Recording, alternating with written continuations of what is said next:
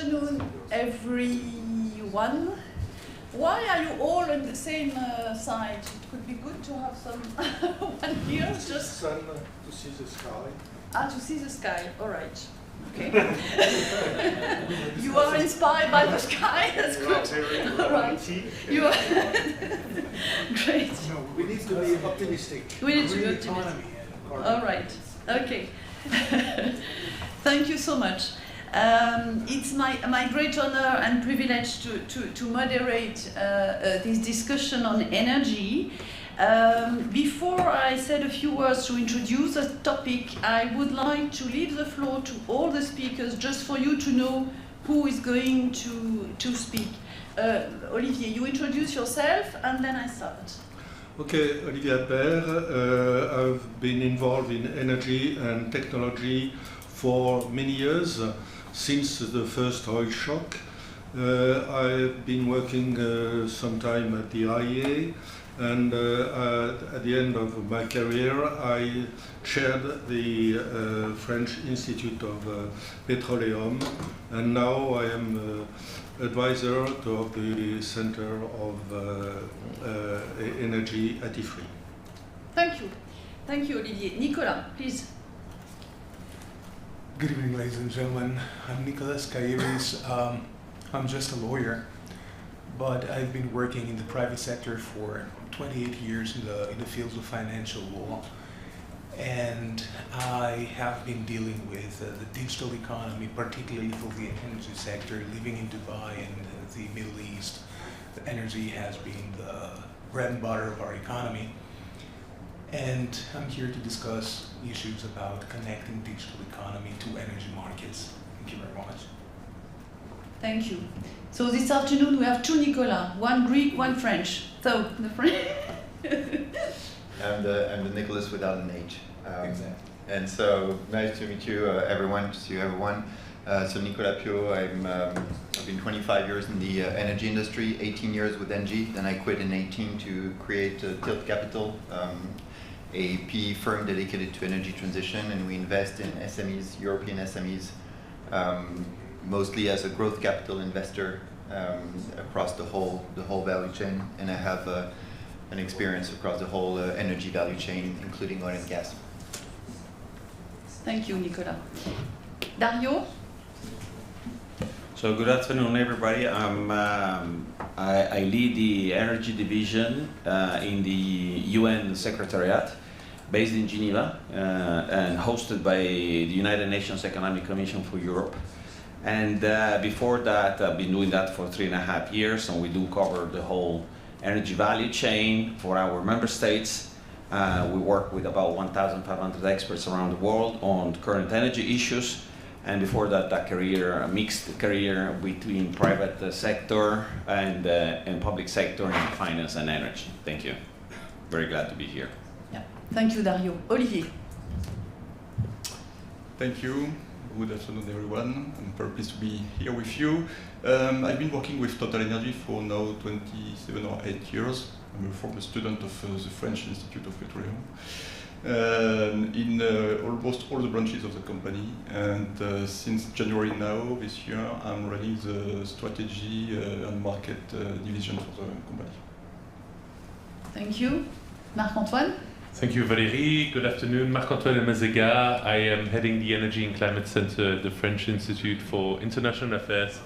And before that, I worked for the International Energy Agency in Paris, covering Russia and Sub-Saharan Africa. Thank you. Thank you, Marc-Antoine. Jean? Good afternoon, everybody. I am president of the International Group of LNG Importers. And before that, I have been in charge of gas supply with Gaz de France, and then in charge of LNG sale of Cheniere Energy. And I am Valérie Ducrot, Executive Director of the Global Gas Center, based in Geneva, in Switzerland. Christophe, pardon. Yeah, I'm Christophe Poinssot. I've been working for more than 25 years in the nuclear energy sector, and I'm right now the Deputy Director General of the French Geological Survey, BRGM, and I'm also the Vice President of the Energy Pole of the French Academy of Technology. Thank you. So we have 2 hours and 15 minutes, let's put it this way. Each of you will make a presentation or say what you want to say on the subject that was dedicated to you. Just 5 minutes for me to introduce the topic. The ongoing conflict involving Iran has brought into sharp focus for structural vulnerabilities and the global energy system. While the energy transition is progressing, recent events demonstrate that the world remains deeply dependent on a limited number of critical supply routes and producing regions. At the center of the current crisis lies the Strait of Hormuz, through which roughly 20% of global oil and significant volumes of liquefied natural gas normally transit. Disruptions to this corridor have had immediate and far-reaching consequences. The partial or near total closure of this route has led to what the International Energy Agency has described as one of the largest supply disruptions in the history of global energy markets. This has resulted in a sharp price volatility, with oil prices surging and at times approaching crisis levels, while gas markets, already tight, have come under additional strain. Beyond price effects, the conflict has exposed the fragility of physical infrastructure. Attacks on production facilities and export terminals, as well as disruption to shipping, have led to the suspension of significant portions of global oil and gas supply. In some cases, production cuts have not been a matter of market choice, but a physical constraint. So we are facing a systemic shock and not just a regional crisis. So today we are going to tackle a number of issues from the energy security. What does it imply in terms of prices? We are going to tackle the issue of tokenization in the energy assets, of investment. So now I'm going to leave the floor to Olivier for a broader picture of what's going on. And then, if you agree, after his presentation, we will react and then move on to the second one. Olivier. Thank you. You have said all what I wanted to present. So please, first slide. No. Yeah. 4 years after the Russian invasion of Ukraine, the Iranian crisis is another wake-up call. Geopolitics is a key dimension of the energy sector. Geopolitics have always been a key dimension of the oil sector. And I used to quote André Giraud, former French Minister of Industry during the first oil shock, who used to say, oil is a diplomatic and military content, a fiscal value, and marginally a calorific power. This is due to the unequal distribution of oil and gas reserves. And as you can see on this map, the size of each country is related to the importance of its oil reserves. It does not matter if the oil reserves are 15% higher or lower. This slide illustrates clearly the geological anomaly of the Middle East, and you can see that Europe represents only 1% of oil reserves. The same applies for natural gas. And 2/3 of gas reserves are located between the 15th and the 17th meridian, specifically Russia, Iran, and Qatar. However, these slides do not include non-conventional resources, and I will come back on this issue at the end of my presentation. So, the geographical distance between producing and consuming countries is creating major constraints for the oil and gas logistics. This is specifically the case for the transit through some straits. Around 20% of the oil is transiting through the Strait of Hormuz and 16% through Malacca Strait. We don't discuss a lot about Malacca Strait, but you should not ignore. In the Red Sea, Suez Canal and Bab el-Mandeb are also important choke points, and they have been also somehow impacted indirectly from the crisis in Iran. About 20 to 25% of LNG trade is also transiting through Hormuz. It's important to note that the bulk of oil and gas is supplying Asian countries and only around 10% Europe.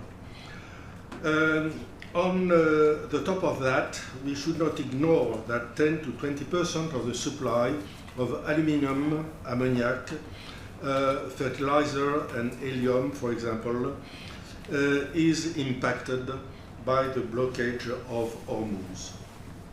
Hormuz has also a key dimension for the Middle East countries who are heavily dependent on the exit through Hormuz. This is the case of Saudi Arabia, Iraq, Kuwait, UAE, Iran, Qatar, and you can see the amount of export of these countries transiting through Hormuz. And there are only few opportunities to bypass Hormuz. This is the case of Saudi Arabia through the Red Sea, the Emirates through Oman Sea, and marginally Iraq through the Mediterranean Sea. And yesterday, Patrick Pouyanné gave some figures on the potential, but on and on, the surplus of export capacity through these pipes represent perhaps 5%, a quarter of what is transiting through Hormuz. Unfortunately, there is no alternative at all for Qatari gas. And also, we should not ignore that the Middle East countries are heavily dependent on the supply through Hormuz for their economy, for example, for their food. During the Iraq-Iran war in 1986, there were attacks from both sides of cargoes in the Arabian Gulf, but the impact on the energy sector at that time was reduced due to the oversupply after the oil countershock in 1986. Clearly, there has been a price hike triggered for oil and gas triggered by the blockage of Hormuz, and the Brent price rapidly increased over $100 per barrel, regaining the level reached after the invasion of Ukraine. The impact on the gas oil and jet fuel was even more important because a significant part of the consumption of gas oil and jet fuel is crossing through Hormuz. So when the price of oil was increasing by 60%, the price of gas oil and jet fuel increased by 80% and 120%. The result of all that is the price hike at the pump in every country with some countermeasure, different countermeasure which has been taken by the different countries. So I will end by a focus on the winners. The first winners is the United States, because they are benefiting from the price hike due to the increasing leadership in the oil and LNG market, and also thanks to the flexibility and reactivity of the shale oil and gas producers, and thanks to the price increase, US production should increase in the next few months. This would increase further the leadership of the United States on this market. However, the price hike at the pump is a bad news at the eve of the midterm election, and the cost of the war is huge, around $1 billion per day. Another winner with a question mark, Russia. The first benefit is economic, and despite the embargo, the efficiency of the embargo is questionable, Russian export remained stable for the last 2 years, but Russia has been obliged to offer lower price by 35 to 40% compared to January 2024. After the Iranian crisis, Russian export oil revenues has doubled from February to March, and thanks to the present price hike, Russian export revenues are now higher than in 2022. But will it be enough to limit the immense budget deficit of the country? But the benefit for Russia is also political. Trump agreed to lift oil embargo for some buyers of Russian oil. As a result, the overall embargo has been weakened further. This situation gives the opportunity to some countries to jeopardize the end of Russian hydrocarbon imports. Also, the European consensus in favor of Ukraine is weakened. Obviously, Putin will take the opportunity to appear as the savior of the countries of the global south, which is deeply impacted by the crisis.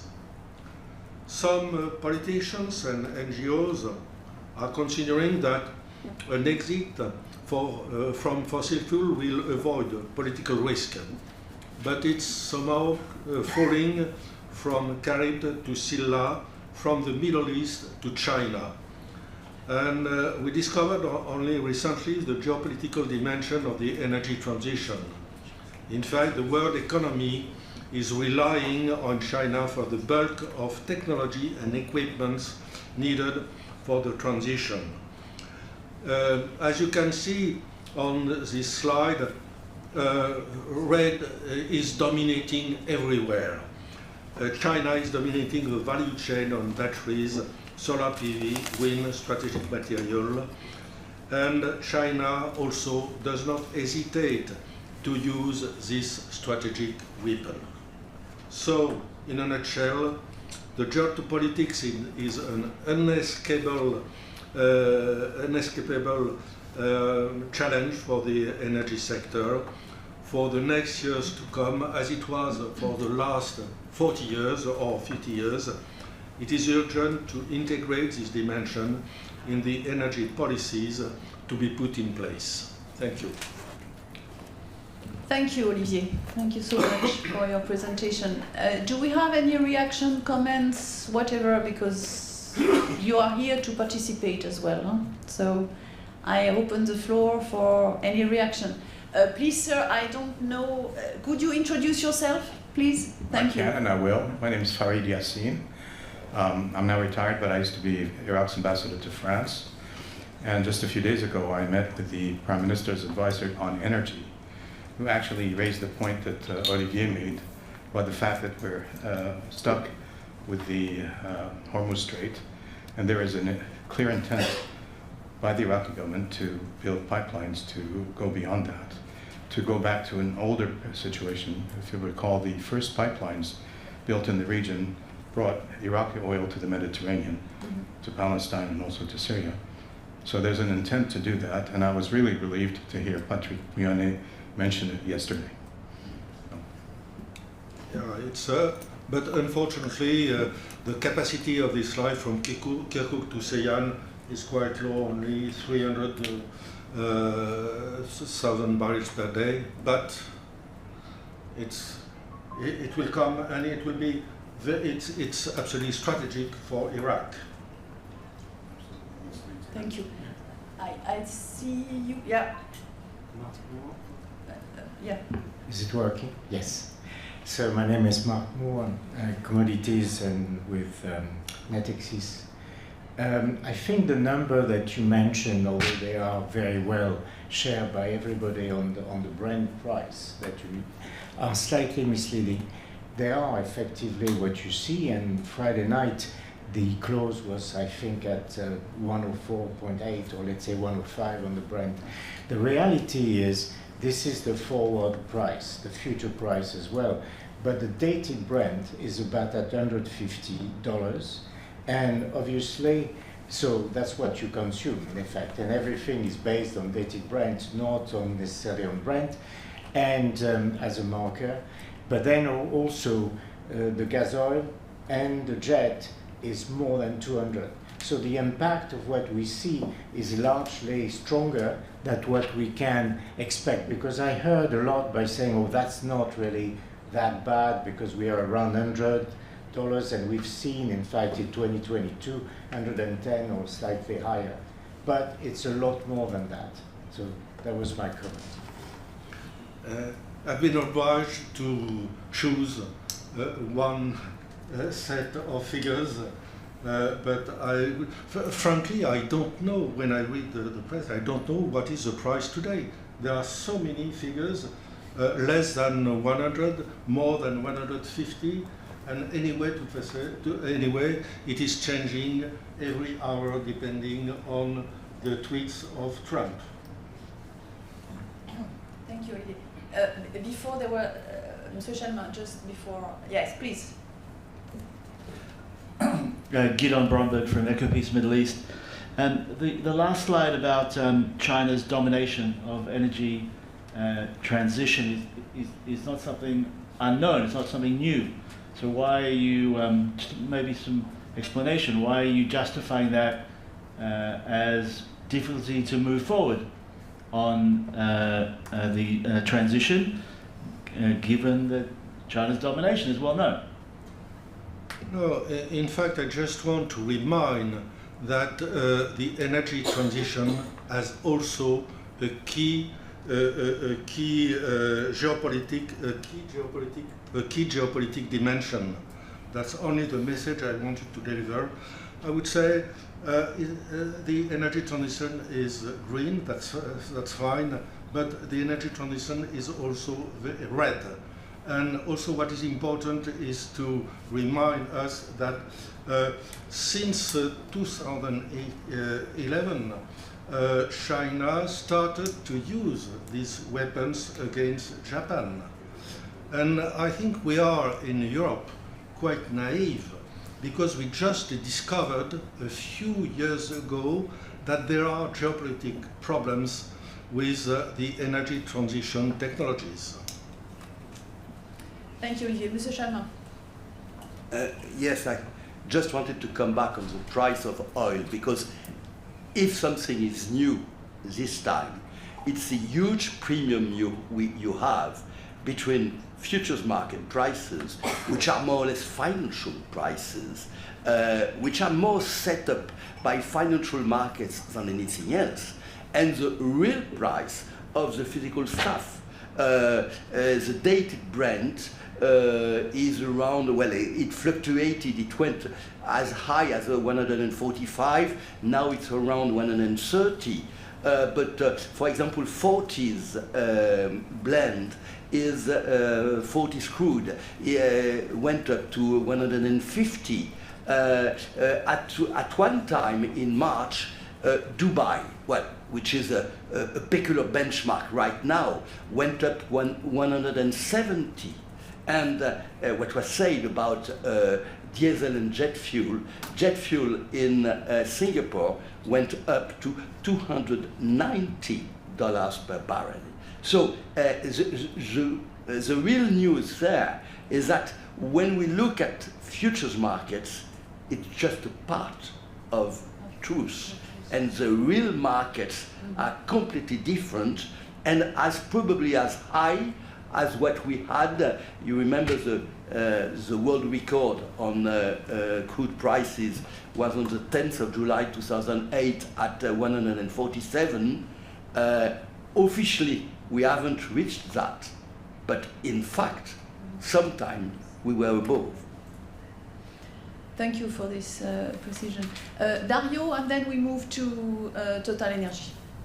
You said, I wanted to come back on the question about why did they show the slide about China's dominance in some of the minerals of the energy transition, because actually, and it's very relevant in what's going on in the Gulf, because there are three commodities that usually flow through the Strait of Hormuz, which are critical for the processing and refining of those minerals. One is sulfur. 30% of the world production of sulfur goes through the Strait of Hormuz. The second one is naphtha, which is a byproduct of the oil production as well as sulfur, and the third one is helium. But those three commodities are heavily used in metallurgical processes to produce the minerals that you see for the energy transition. And a lot of the refining and processing capacity, as you have seen, is in China or Southeast Asia.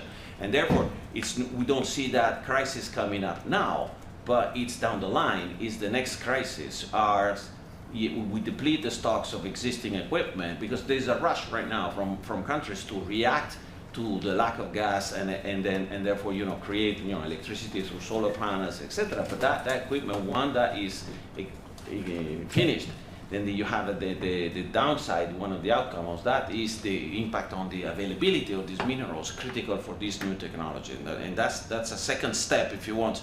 In a side of the crisis, should this crisis continue for months to come, that will clearly come on stage as well. Absolutely, yeah. Now, Olivier, we would like to hear the perspective of TotalEnergies. With great pleasure. Thank you very much. Thank you. Thank you. So maybe I will start with the obvious by saying that energy is essential to development and to economic growth. You see on the slide the evolution of the oil demand with population, the evolution of the electricity market. We are going to speak about electricity with GDP. Well, good news is that since 2015 and the Paris Agreement, you see we start to see a disconnect between emissions and energy demand. But at the end of the day, we have to agree and to acknowledge that with the growth of the population, we will be 10 billion people in 2050. With the living standards which are going to increase, but the demand for energy will continue to increase. That's a fact. And today, you have 4.6 billion people still lacking access to energy, which is not acceptable. So we have to deal with that, and we have to see how we manage this situation. And when it comes to energy, you know that I'm saying the obvious at the beginning. We are navigating the famous energy trilemma because we need to deliver an energy which is reliable, and reliability today comes at the top of the agenda. Affordable, because affordability and price is very important.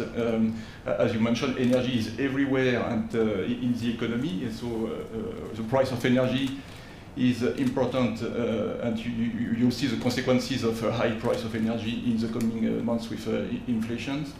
And sustainable, because we all have the, I would say, sustainability goals that we want to achieve, and we don't have to oppose sustainability with the other one, because sustainability is part also of the solution. We'll see that at the end of the day, renewable energy is part of the solution. It's local, and sustainability is not opposed to affordability and reliability. So this is a trilemma. We have to navigate in this trilemma. And so the question was, how do we navigate that within TotalEnergies? So before starting with describing our strategy, I would just draw 3 lessons from the current crisis. First lesson is that by the tensions in the Middle East, they remind us how fragile is the, I would say, energy supply chain. And that this supply chain is, I would say, subject to geopolitical shocks that can disrupt the market. We have seen that with the Russian crisis. We see that now with the crisis in the Middle East. And the first lesson, which is important, is that we need more capacities.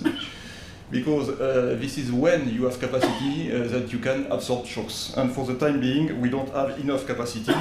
You see that we are disrupting 20% of the oil flows.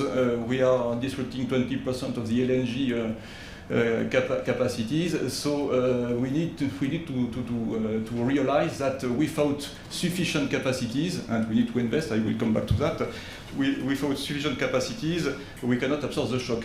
And I have two examples which are very interesting. The first one is gas price in the US. It does not increase for the time being. Why? Because there are plenty of gas in the US. So if you have capacities, the price will not increase. Second example, in France, electricity price. The nuclear production is working very well. Do you see the price of electricity increasing in France right now, although the gas price is increasing? No. So I think the first thing we need to acknowledge is that energy is so important that we need to continue to invest in capacities. Second lesson is, it has been said already by Olivier, we need infrastructure because we need to move this energy. And so we need infrastructure, we need vessels, but we need also pipelines, we need networks, we need a number of infrastructure in order to make sure that we can move this energy from where it is produced to where it is consumed. And this is something which has not been taken very well into consideration up to now, and reality is now reminding us how important it is. The third lesson that I would draw from that crisis is that the price shock will, and this is what we are saying, will propagate beyond the energy sector to the whole industry. It will be refined product, it will be petrochemicals, it will be fertilizers, it will be food at the end of the day. And as a result of all that, inflation will come back in the coming months. So this is not just an energy market issue, it is an economy in its globality issue. So, as a company, how do we navigate that? I would say that we have a consistent strategy, which is more energy, because as I mentioned, we need more energy, and less emission, because we all want to achieve our sustainability goals.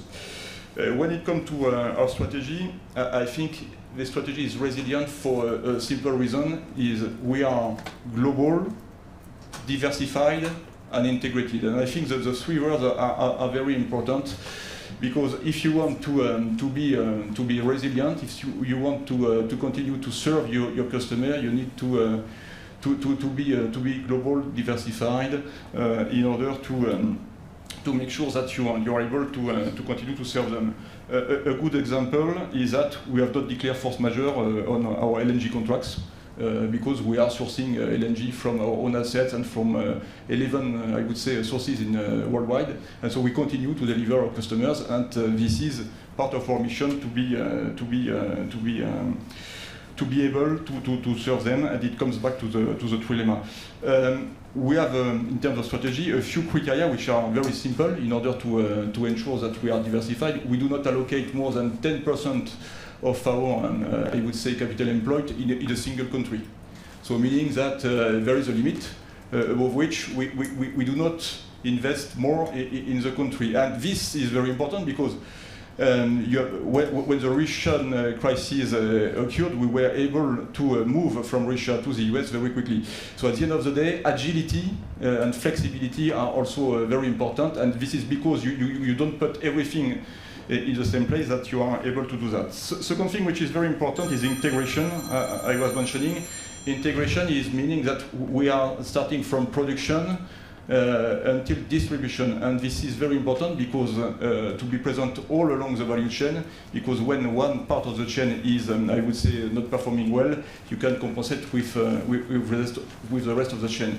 It's true for oil and gas, which is our, I would say, model in oil and gas, and it's true also in electricity. I will touch upon that in a minute, where we also want to be integrated from production until distribution.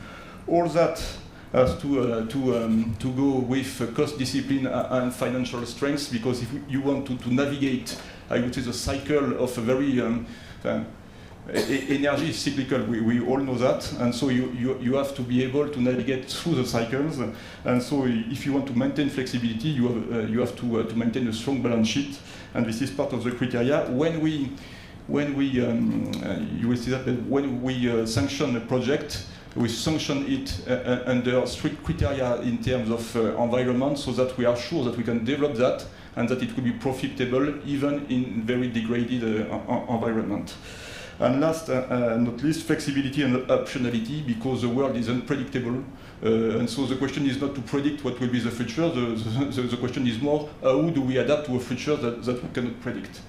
So that's globally what drives our strategy.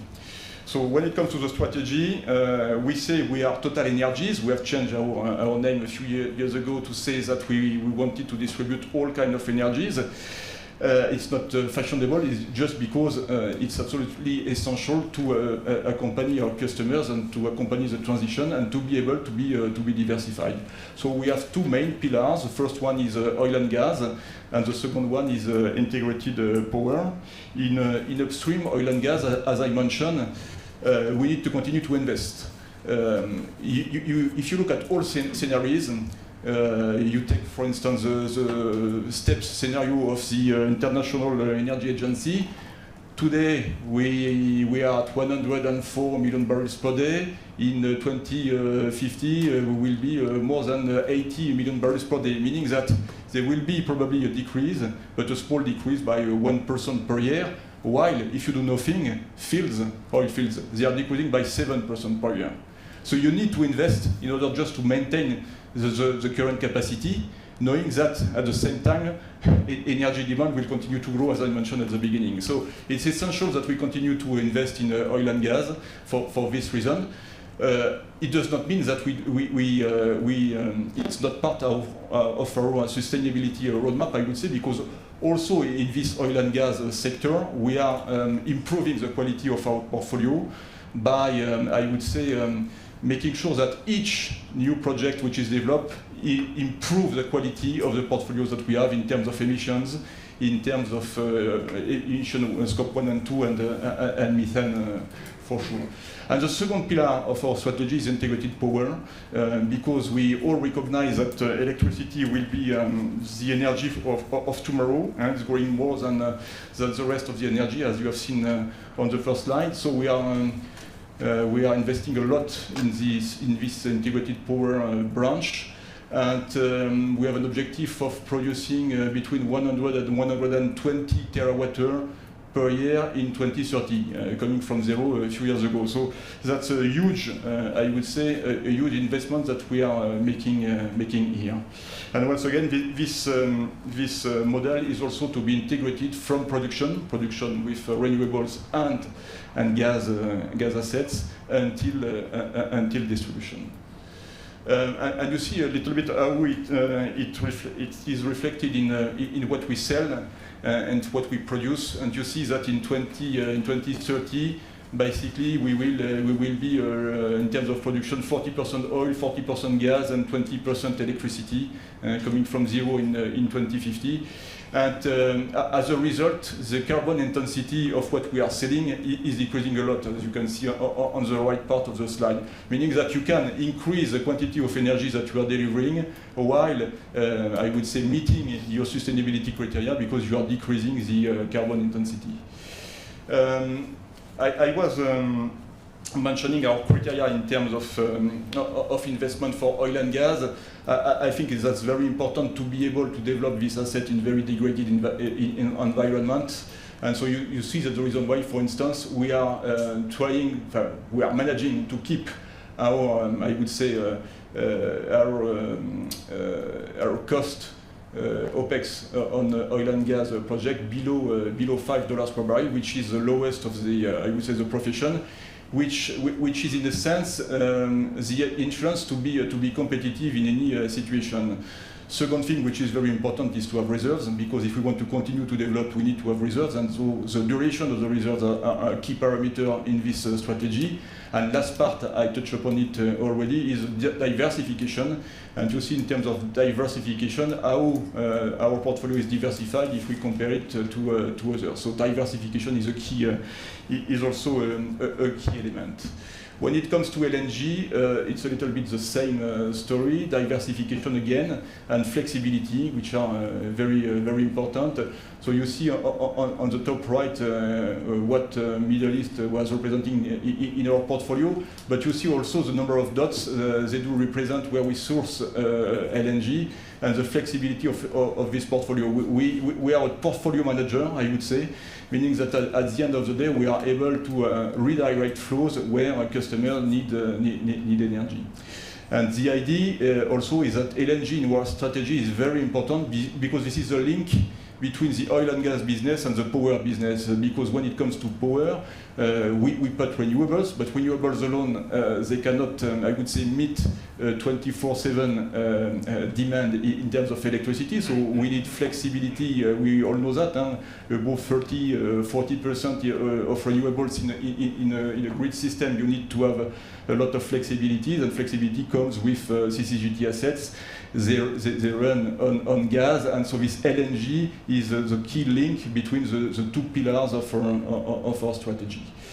And so when it comes to electricity, just to give you an example, I was saying at the beginning that one key element was also to be able to be integrated from production to distribution. To deploy this model, we cannot do it everywhere because you have a number of countries where the price of electricity is regulated. So we focus on countries where the price is deregulated, namely some parts of the US. Curiously, a number of parts in the US have a regulated price. So we focus on ERCOT, PGM and KSO mainly. Europe is deregulated, and this is where we can deploy our model. And Brazil, they do represent 70% of the countries where we operate. And just for you to know how does that translate into investment, you see a little bit this I would say pie chart, which represent in green what we are spending in terms of renewable energies and power, more largely, and the rest in the orange. You see the large part of the orange is what we call maintenance oil. Maintenance oil is exactly what I was saying at the beginning. We need to invest just to maintain the production, and the rest is new development. And so that's very important to have that in mind. How does that translate at the end of the day? We are able to continue to increase our energy production to satisfy the customer needs while meeting our sustainable goals, because you see the life cycle carbon intensity, which is decreasing since 2015. Thank you. Thank you very much. Thank you. As we have a representative from Africa and from different countries from Africa in the room, I would like to hear you just a few words about your strategy in Africa. Olivier. Also, we are present in Africa for more than 100 years. It's, I would say, with Middle East, one of the, I would say, location where we are. We have the longest history, and so we were present at the beginning mainly in West Africa, with I would say Nigeria, Congo, all these countries where we were producing. Now we have, because we want to diversify as well, we continue to have a project in this region, but we also have started to have new projects in East Africa. In Mozambique for LNG, for instance, and also in the south part of Africa with Namibia, which is also becoming a new, I would say, a new playground for us, with Venus and Mopan discoveries, which are very promising. Thank you. What is very interesting is at the last WPC conference, the wording was investing in oil and gas. I'm talking about TotalEnergies and renewables. You didn't mention renewables. Now we are talking about integrated power. That's interesting in terms of evolution of the wording. No, I think the model, we are refining the model, but the model is still the same. What we want at the end of the day is to deliver power to our customers. And our customers, they want power at day and at night, not just when renewables are producing. So that's the reason why we have a model in which at the end of the day we have to combine renewable assets, gas assets, batteries, in order to make sure that we can deliver reliable power to our customers, knowing that in our portfolio 2/3 is renewable and 1/3 is gas asset, for instance. No, it's fine. It's much more near the pragmatic approach to this world. But just integration is very important, and this is what is and reliability in terms of supply, and I would say reliable, sustainable power is what people demand at the end of the day. Yeah, sure. Thank you, Nicolas. Yeah, thanks. I think there's one element that is probably analyzed in what you just mentioned when you said that you didn't call any force majeure. Come closer to your microphone. Okay. When you said that there were no force majeure declared for your clients and you continued serving your clients. I think what this crisis is also saying is big boys are back, and I think this is again a reward on concentration and I would say the power of the big energy players. And I think this is pretty substantial. When you were 20 years back, I think the renewables sector was paving the way for decentralization, not only just of production, decentralization of power in the energy sector. And I think here what you are saying is the people who will get out stronger from this crisis are the people who, as you mentioned, are integrated, are diversified, etc. Who can do that? People with balance sheet. And I think here but I think this is also pretty, it has some virtues, especially for you, for Total and the likes, but this is potentially very detrimental to the emergence and the continuing emergence of other models coming from SMEs, etc. And I think this crisis, we are yet to understand the impact it will have on SMEs. I come from NG, so smaller than Total, but still bigger than the companies in which I invest. But I think today, when I look at the companies in which I invest who are doing like the 20, 50 million euro type of revenues, these guys are hurting. And whatever you can find as ways to find new supply contracts, they don't have access to that. They are completely price takers. They are completely, I would say, locked in by energy strategies that are way above their pay grade. And I think we should realize that what is currently happening, it's a reconvergence of power into the, when I say power play, into the energy sector. And I think I certainly don't have the final view of how this is going to end. But I do think this is a shift that is more fundamental ongoing than we can think of right now. Thank you. Any reaction? Yes. Yeah. I think what you're saying is important, but I think there's misconception because you understate that big companies would set the price of the market, which is not at all the case. We are producing roughly 2.5 million barrels of oil per day, half oil, half gas. Meaning that in terms of oil, we do represent a little bit more than 1% of the market. So that at the end of the day, we are navigating a market. We do not set the price of the market.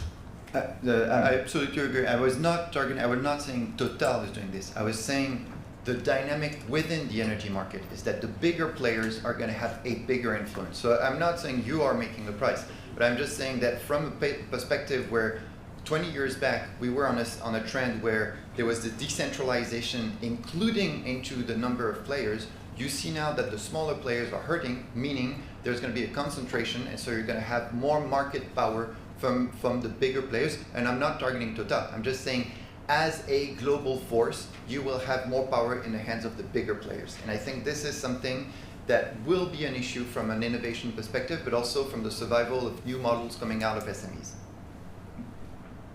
Sir, you want to say something? Yeah? Yeah. Well, I would just say that I think your statement is very, very important, and I think it further justifies why we need to continue to support a decentralized approach, because we see what's happened with the Straits of Hormuz. The concentration through one particular choke point chokes the whole world's global economy. And if the more we diversify and the more we go towards the energy transition economy, the more actors we have, the less dependence we have, and therefore it further, I think, justifies why certainly global leaders like Europe remain justified in promoting the transition economy. Thank you. Any other comment? Yeah, please. Even though this is a very, very important discussion, I would like to bring it to some personal questions towards a global giant. Typically an energy crisis, as the one we are expecting, shall bring higher prices. Typically, this is the fat cow's point in time for global giants, and I was wondering about research and development and capital allocation in general. The first question would be, we have seen, for example, you were addressing sustainability, and we've seen a lot of carbon emission reductions based on desulfurization, but I would expect global giants to be investing in finding other ways of reducing emissions. My second question has to do also with investment, and me coming from that part of the world, I would like to see how you think or how you find the economies of scale determining financial feasibility of the LNG findings, for example, in the Eastern Mediterranean, Levantine Basin, if you have analyzed those, and how Total is going, if you have a strategic plan about such goals. Thank you. On your first question, I think... Please, when you take the floor, raise your voice, because I'm sure that at the end of the table they cannot hear you very well. So please raise your voice. Thank you. Coming back to your first question, it was how do you find new ways to reduce the emission? It was your first question. Okay. I think if we want to make sure that the transition is continuing at the right pace, we need to have a CO2 price which is high enough, because at the end of the day, without CO2 price, you cannot drive the transition. So we believe that the CO2 price is something which is supporting the transition, and we support a high price. And that's the reason why we are also investing in power, because we know that this transition has to occur. Electricity and power will be the energy of tomorrow. If we want to move to this model, it will take time. We know that, but to accompany that, we need to have a CO2 price which is attractive for new models. And for instance, you were mentioning new models. You can capture and store carbon. This model, for the time being, needs to have a CO2 price which is supportive, which is not the case. And so we need to find a way to incentivize, at the end of the day, through carbon price, through other incentives, a way to accelerate new models, as you mentioned. Thank you for this. I was rather referring to research and development on technical breakthroughs, except mere or better desulfurization, to improve the quality of fuels that cause less emissions. But thank you for the insight on carbon credits. That's very interesting as well. Thank you. I take the two questions or comments from here, and then we move to LNG. Please, sir. Yes, to Nicolas Piau. As a matter of clarity, you underlined the fact that the situation would be different for SMEs versus the global players. Would you pinpoint more particularly SMEs in the oil and gas market, where there are not that many, they're not that heavy in the business, or SMEs on renewables? And then the remark that has been made, for example, concerning the situation in France, where the electricity market has not been that much affected by the change in situation would not necessarily confirm your remark. No, I think so. It wasn't in the oil and gas sector. I think the oil and gas sector is well known, and in fact, you can come back to that. No, I was more referring to actually SMEs and the whole energy value chain outside of the oil and gas sector, and all the SMEs that are working, actually that are being in competition with the Chinese. The problem with what is currently happening is when you're a big client, when you're a Air Liquide, when you're a oil sim, etc., you have the right access to the right people with the trading capabilities. You have everything. When you're an SME, you're just taking the crumbs. I can assure you that this is what we are living day to day on the SMEs that we are supporting. And so the problem is there's mechanically there's a differential in competitiveness that is being created for the SMEs compared to the larger players that don't need to innovate. They just need to wait for the SMEs to be in a situation where they can buy them up. And the more you have that kind of trend, the more this is going to hinder innovation. And I think this is also, we need to recognize that this is happening not only in oil and gas. The point with China is exactly this one. When you were in this sector 15 years ago, it was spread out. Today, look at Goldwind, Mingyang, Envision, the 3 top wind turbine manufacturers in the world. They're all Chinese. They surpassed Siemens Gamesa, Vestas, and everyone. Look at the power that these guys have, and it's not a power that is going to go down. They're accumulating power every single time. If we do not do something about this, and this is why I was also reacting to this, if we don't do something about this concentration of power, we will lose the ability to activate innovation. It's not specifically connected to the present change in the market. No, but I think the present, yes, I do think it is, because the present change exposes vulnerabilities. When you don't have such a shock, people can navigate around it. Today, what are the options? I mean, there is a paralysis in many of the SMEs and mid-caps today, because the magnitude of the shock that they see forward, I totally agree with, I don't know, the crisis is before us. Huh? The crisis is not right now. The crisis is in fact before us. Because when it's going to hit aluminum prices, when it's going to be helium, and it's already being hitting helium, etc., we are going to see the crisis materializing. The big guys are going to be able to arbitrage. It's going to be more costly. They're going to lose a few margin points of profitability. The small guys are going to go under. Thank you, Nicolas. Dear lady, yeah. My name is Pierre-Olivier. I'm the former French ambassador in Russia. I want to echo your point regarding the shift of power. I'm not at all a specialist in energy market, but I think you always had tensions between 2 logics. The logics of companies, about business, innovation, shareholders, and so on. And then you have the logic of governments, about sovereignty,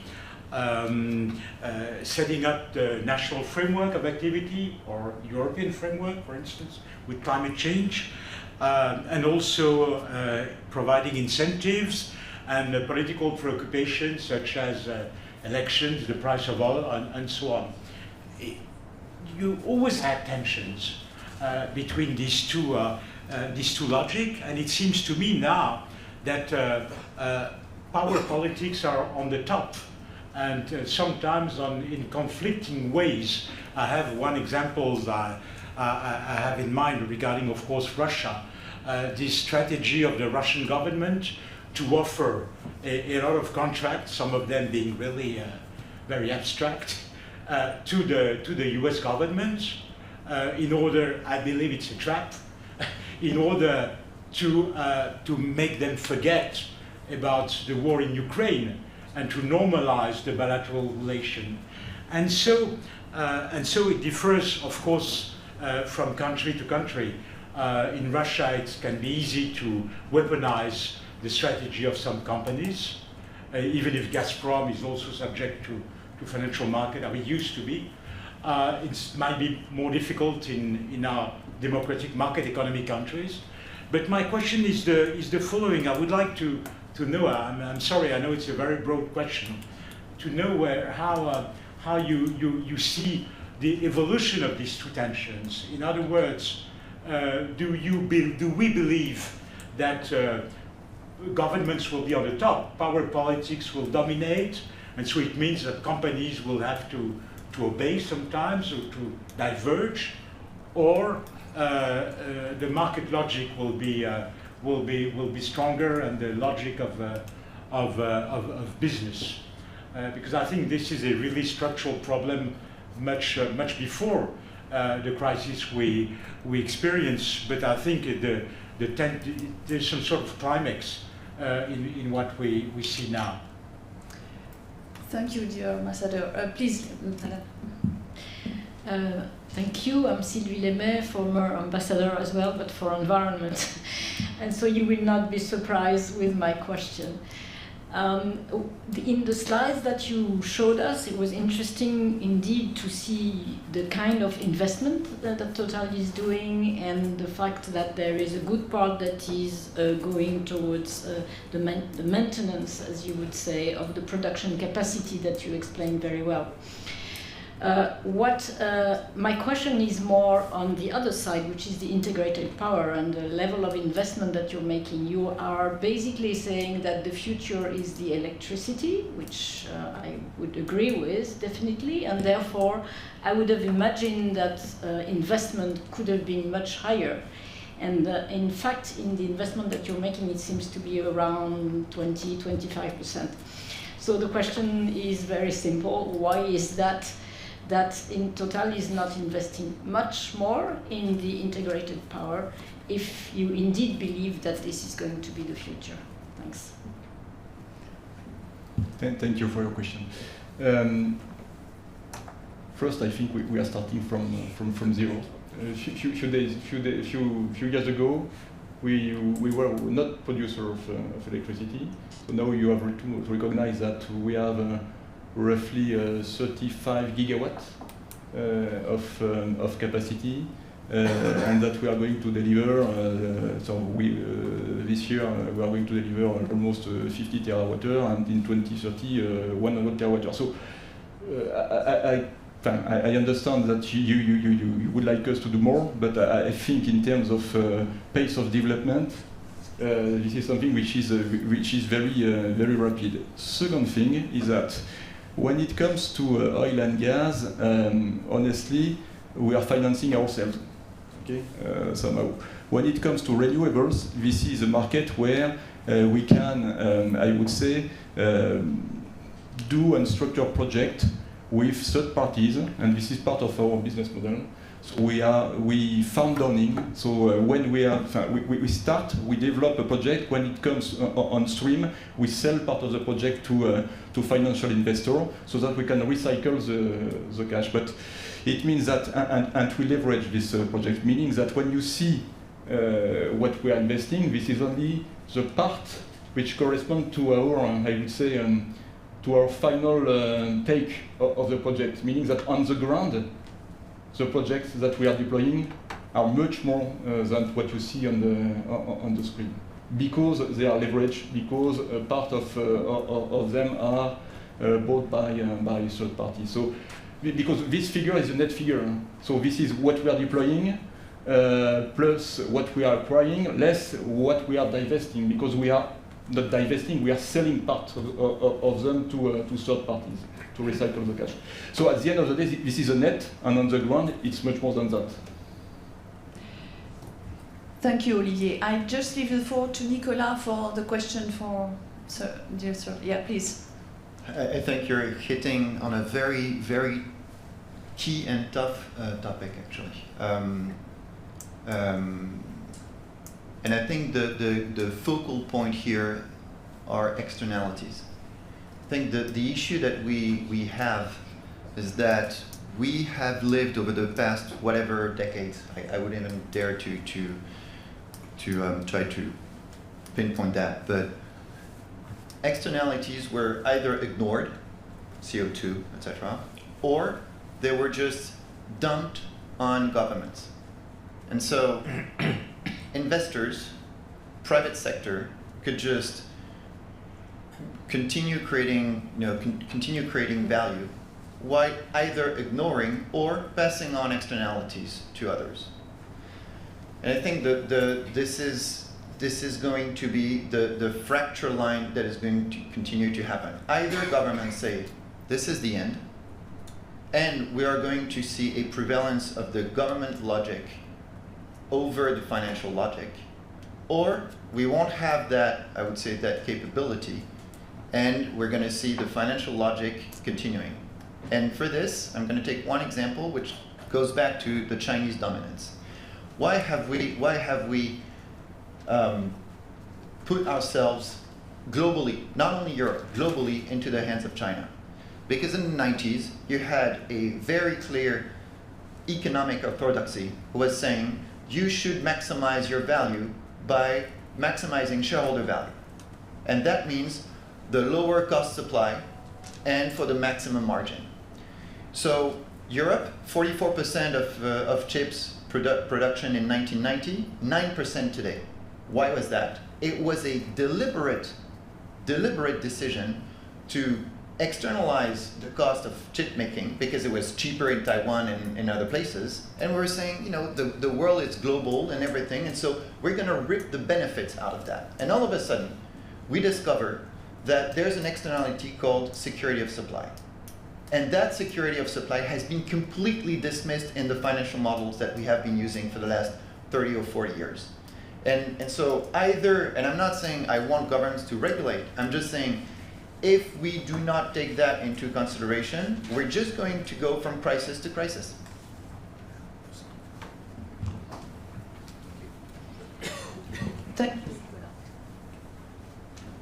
Now we move to Jean to have a perspective of the LNG market. Please.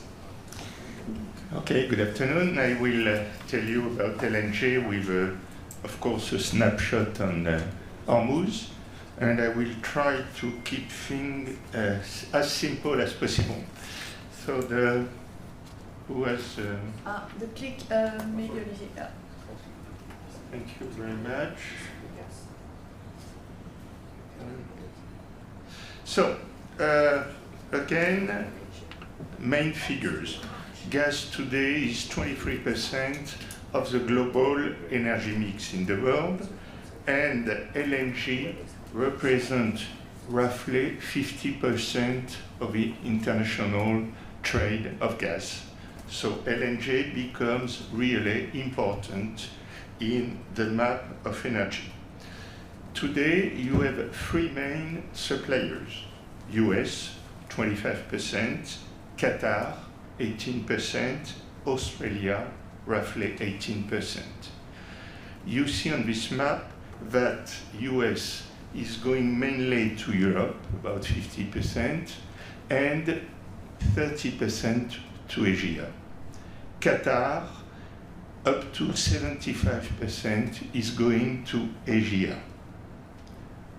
China 20%, India 15%, South Korea 10%, and the rest of Asia 30%. And Australia is going mainly to Asia. On tier 2, you have three suppliers: Russia, Malaysia, and Nigeria.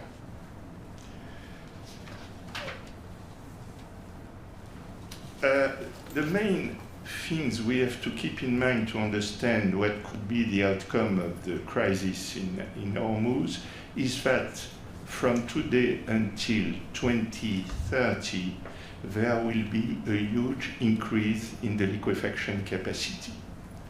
On the right side of the slide, you can see that we will go from 515 million tons in 2025 to 717 million tons in 2030. So in 5 years, the liquefaction capacity will increase by 40%, which is huge, which had never been seen before. And last year, or even at the beginning of this year, the big topic at the conference is that what are we going to do with this bulk of energy going into the market? So you see, always on the right side of the slide, that the main increase comes from the US, almost 100 million tons, then Qatar, 50 million tons, and then the rest of the world. On the left side of the slide, you see that the construction, the facility, the extension of liquefaction capacity, which is under construction, is mainly seen, of course, from today in 2026, 2027, 2028. So, just one word on regas capacity, which is a little bit outside the topic, but on the right side of the slide, you can see that the regas capacity is about twice the liquefaction capacity, which explain that the LNG market is very flexible. And when there is a crisis, you can see huge amount of LNG coming from one part of the world to the other part of the world. We have seen that in 2022 with the crisis in Ukraine, when Europe has pulled the LNG, which was primarily destined to Asia. We had seen that in 2011 at the Fukushima crisis, when on the other way around, Japan has pulled all the available LNG, which was primarily supposed to go to Europe. So the LNG market is very flexible and is able to adapt to major shocks. On the next slide, now we come to Qatar, to Abu Dhabi, and to Hormuz issue. So it has been said in the press for 6 weeks, Qatar and Emirates account for about 20% of the world LNG production. Europe, only the share of Qatar and Emirates for the supply of Europe is only 7%. So everybody has said that the crisis in Hormuz is mainly a problem for Asia rather than for Europe. It's partially true and it's partially wrong. And I will come back to you later to that and explain to you why. The share of Asia coming from Qatar and Abu Dhabi is 26%, so it's very significant. For China, it's 30%. India, 59%, so it's huge. For India, the crisis is a major crisis. Taiwan, 34%, South Korea, 15%, and Japan, 6%. The next slide is about the price. And then we will elaborate on that and explain why the crisis in Hormuz is not only for Asia, but also for the rest of the world. You can see on in the orange color the Henry Hub price. And on the top of the slide, the price TTF, which is the marker of price in Europe, and the GKM in Asia. When the shock came, you can see the peak in March for Asia and also in Europe. And you can see that the correlation is almost perfect. And why is it the case? You have different reasons for that. The first reason is that part of the long-term contract in Europe are escalated on the TTF price, on the spot price. And when they are not escalated on TTF, they are escalated on oil. And there was also a shock on the oil price. So the long-term, the pricing of the long-term contract embedded the crisis on the spot market. The second reason why the markets are linked with each other is today we have roughly between 20 and 30% of the world LNG market, which is on short term, on spot basis.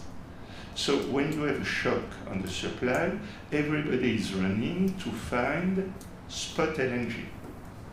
So even if the Qatar production was primarily this time to go to Asia, the correlation with Europe is obvious.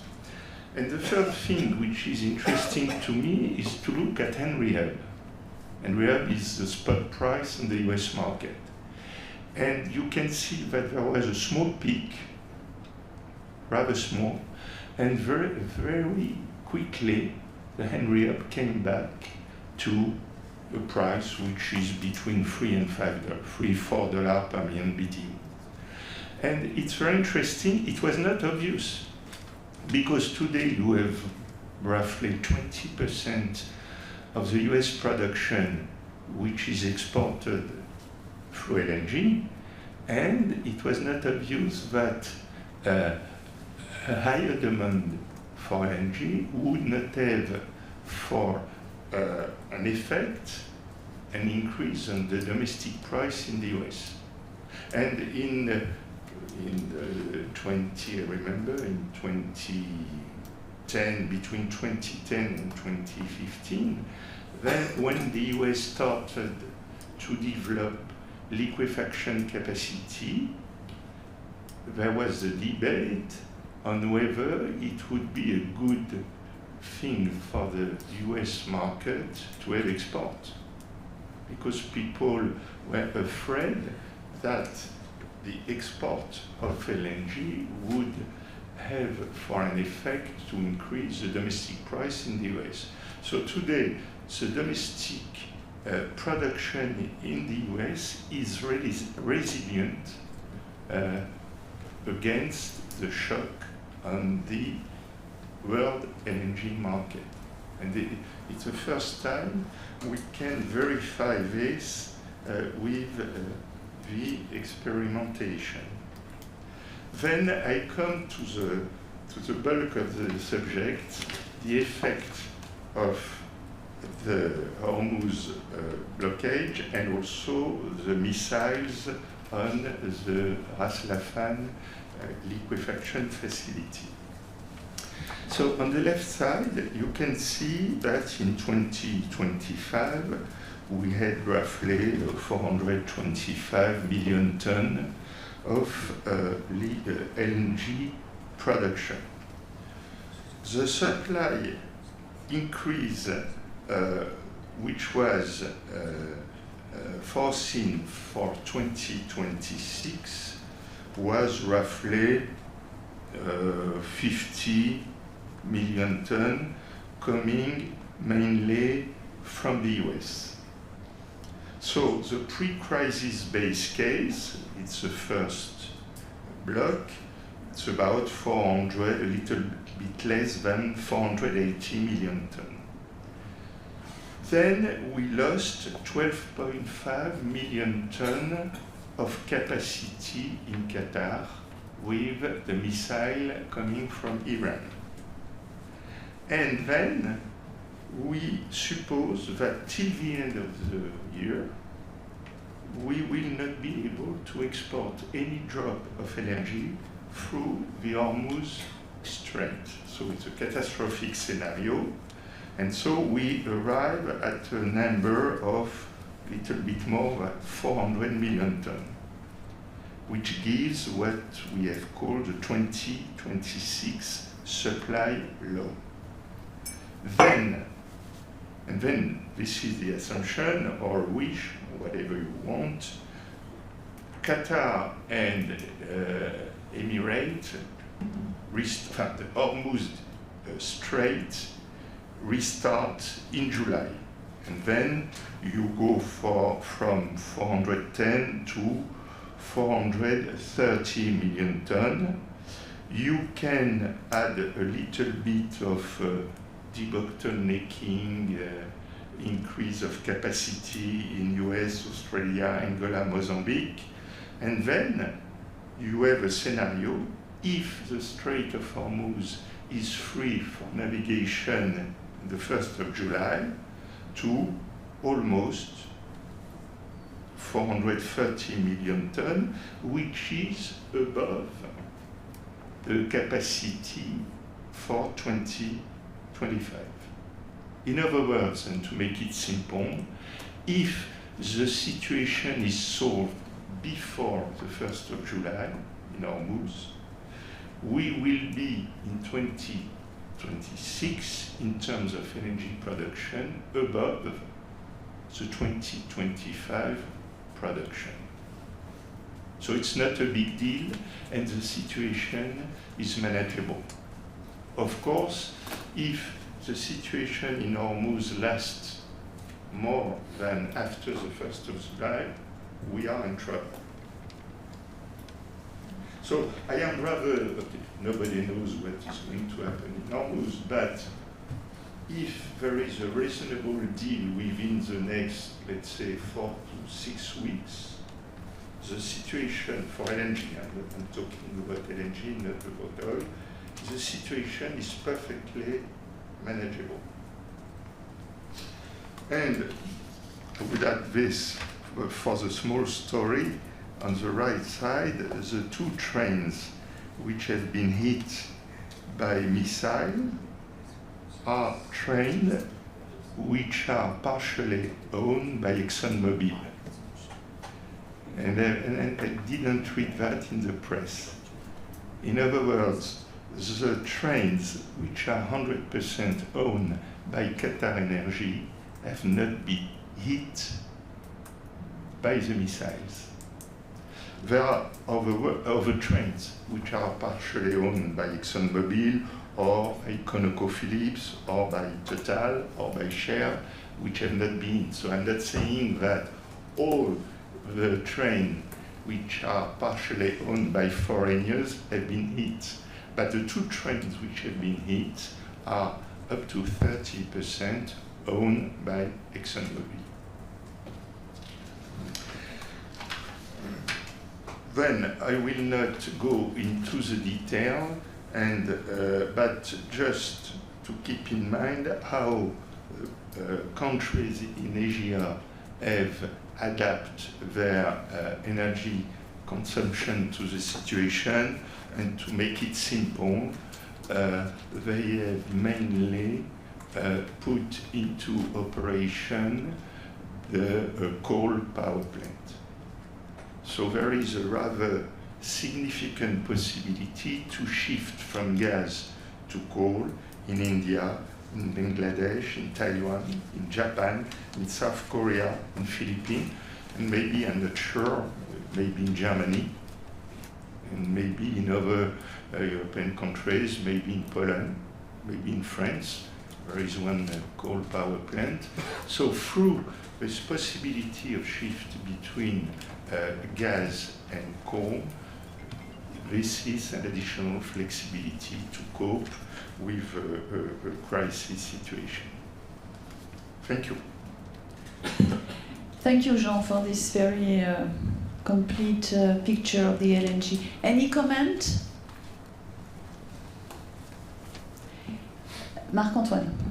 Thank you, and fascinating presentation. I think, Jean, what you showed about the US is really, really important, because we saw around winter, right, that Henry Hub prices increased, and it really created tensions in the US economy, actually, because it contaminates the electricity price also in the US, which is something we have experienced in Europe. But it was due to a cold weather Yes. wave. Yes. It had nothing to do with international situation. Yes. It was limited to the domestic market. Yes, indeed. But nonetheless, you know, it started raising eyebrows here and there, and then the Henry Hub price indeed went down again, and now it's very resilient and.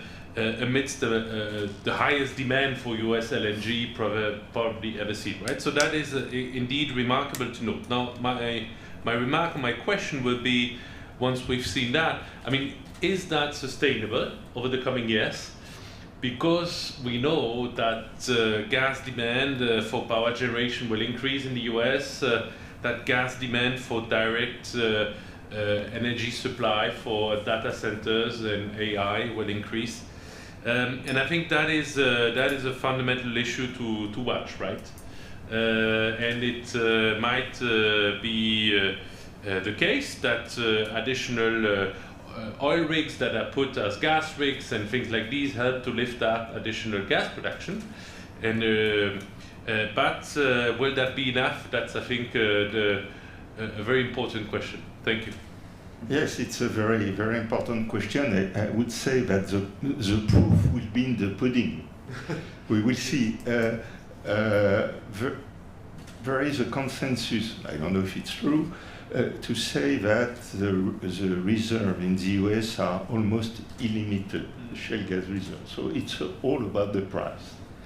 And the market, the production market in the US for shale gas is very fast responding to prices. It takes about 6 months to drill another well and increase production.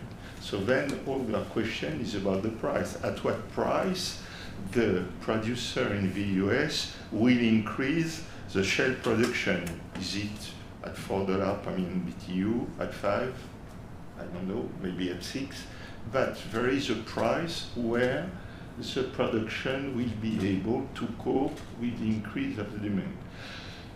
Whether it's unlimited, probably not. But frankly speaking, I don't know the limit. But there is shale gas in the US, a huge amount of shale gas in the US. So it's all about the price, and it's all about the environmental constraints with the administration, the Trump administration. It's not a big constraint. I'm not making any judgment on whether it's good or not, but it's a reality for the short term. Thank you. Monsieur Chalmin, and then we move to the presentation of Dario. Your comment.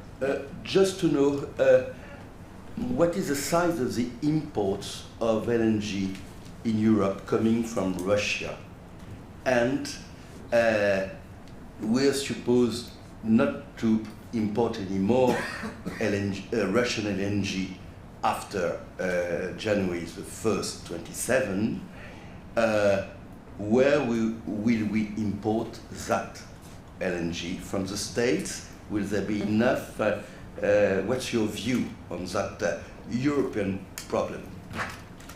So on Russia, there are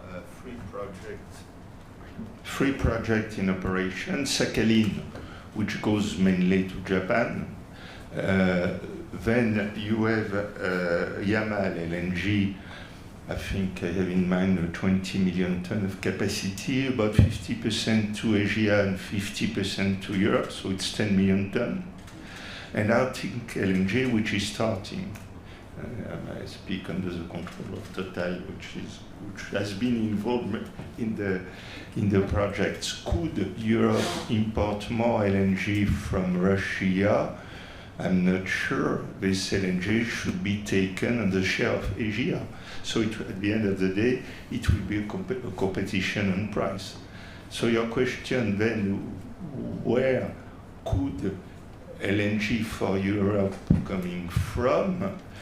And then we forget the Hormuz issue. In normal terms, with the new project in the US, 100 million tons, there is plenty of additional LNG which is available.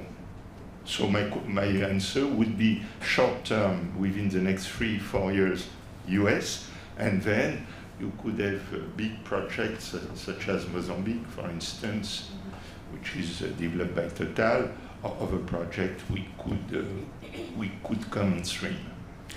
Thank you, Jean. Dario, please. Thank you. Plus, for your question, just to remember, there's pipelines coming from Russia as well.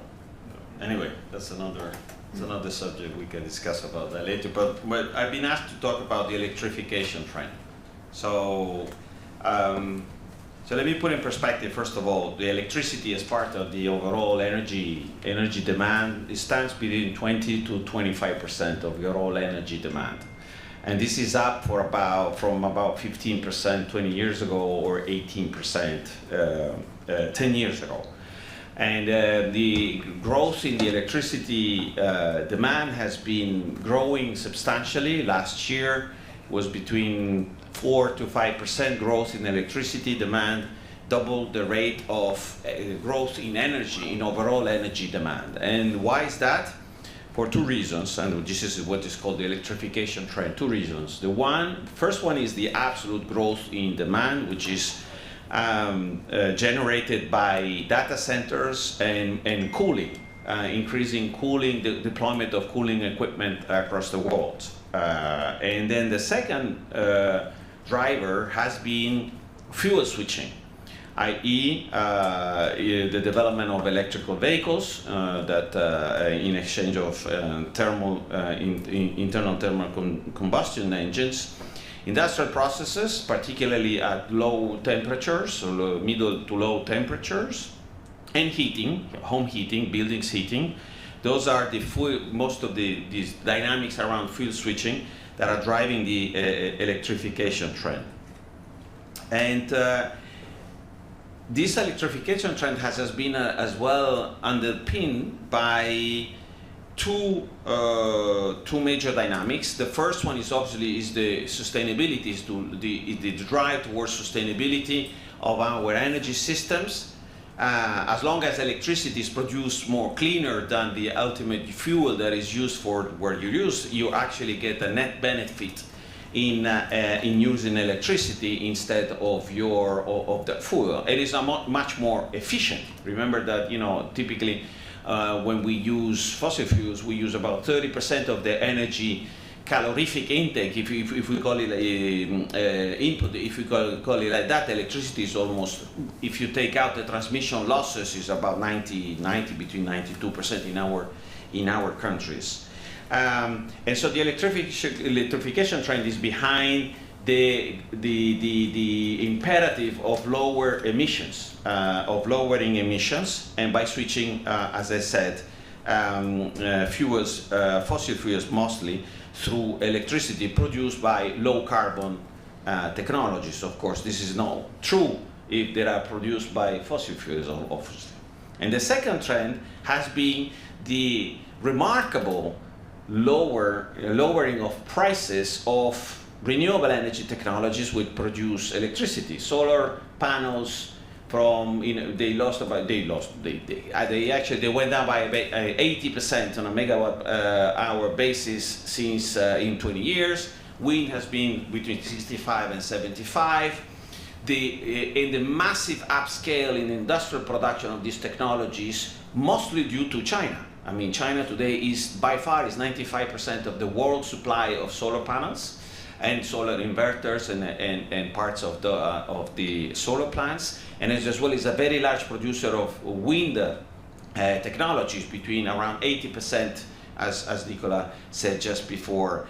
It comes from China, and so the conjunction of sharply lower prices on a megawatt hour basis on the single equipment. So the prices are on the equipment value, and the availability of this equipment, the massive availability of this equipment, is driving, of course, the electrification trend and the lowering prices on that basis. So if you take on an LCOE basis, on a levelized cost of energy basis, single assets, today renewable energy assets are cheaper than any other sort of energy on a single asset basis, because I'll come to the implications of that. And what has driven that has driven partially, particularly in Asia, I would say, where electricity today accounts for about 27 to 32% of total energy demand. North America is around 23%, we in Europe 22%, emerging markets is below 20%.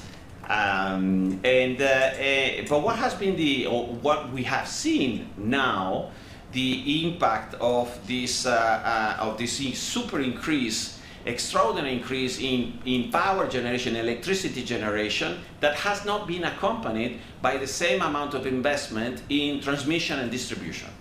So you had a non-coordinated development of power generation, particularly electricity generation, and demand, but not coordinated with the connections that take the supply to the demand. And that has, as well as coupled with the growing share of renewable energy into the grid, has created, and is being creating, a number of issues. First and foremost, we all remember the blackouts or the outages in Spain, in the Iberian Peninsula, but in North America even before that, over the last few years, Central Europe very, very recently. And that has, and so you have two different sets of impacts. You have one impact at local level and one impact, I would say, more diffuse level. So the diffuse level is the generation is being generated by the growth in renewable energy that has not been accompanied by the upgrading of the grid. The grid has been established over 150 years in a linear and centralized energy system, where you have large power generation plants distributing, injecting vast amounts of power through the transmission and then ultimately through the distribution network to the user, one way. Now, the increase of renewable energy and the increase of the electrification uses, you have a lot more, many points of electricity used now, and you have use and production of electricity, is making hybrid, is rendering these centralized systems more hybrid. And this is not what our grid systems have been built for, to support that type of bidirectional transit of electrons. And so this is what has been causing a lot of the issues that you have seen there. And why is that? It's because our grids, the quality, if I may express like that, of the electricity that transits across our grids has to respect a number of parameters in terms of voltage and intensity, etc., which are very strictly is strictly not regulated, but they're strictly planned for in the grid. If something goes above those levels, then the grid is not able to cope with it and shuts down. Either goes into overheat, or actually, because we don't want that to happen, is actually shuts down, and that's the reason why we have outages. Renewable energies are not able, if you don't adopt certain specific technologies, to provide some of the ancillary services which are critical for the grid stability, which have been instead being provided for the last 150 years by the large rotating machines in fossil fuel plants, nuclear plants, or hydropower plants, which is an element that many policymakers, and not the utilities, but many policymakers, and particularly regulatory authorities, have underestimated over the last few years, and that's where we find out ourselves today. And from here, the recent acknowledgement of the need to vastly increase investments into the grid.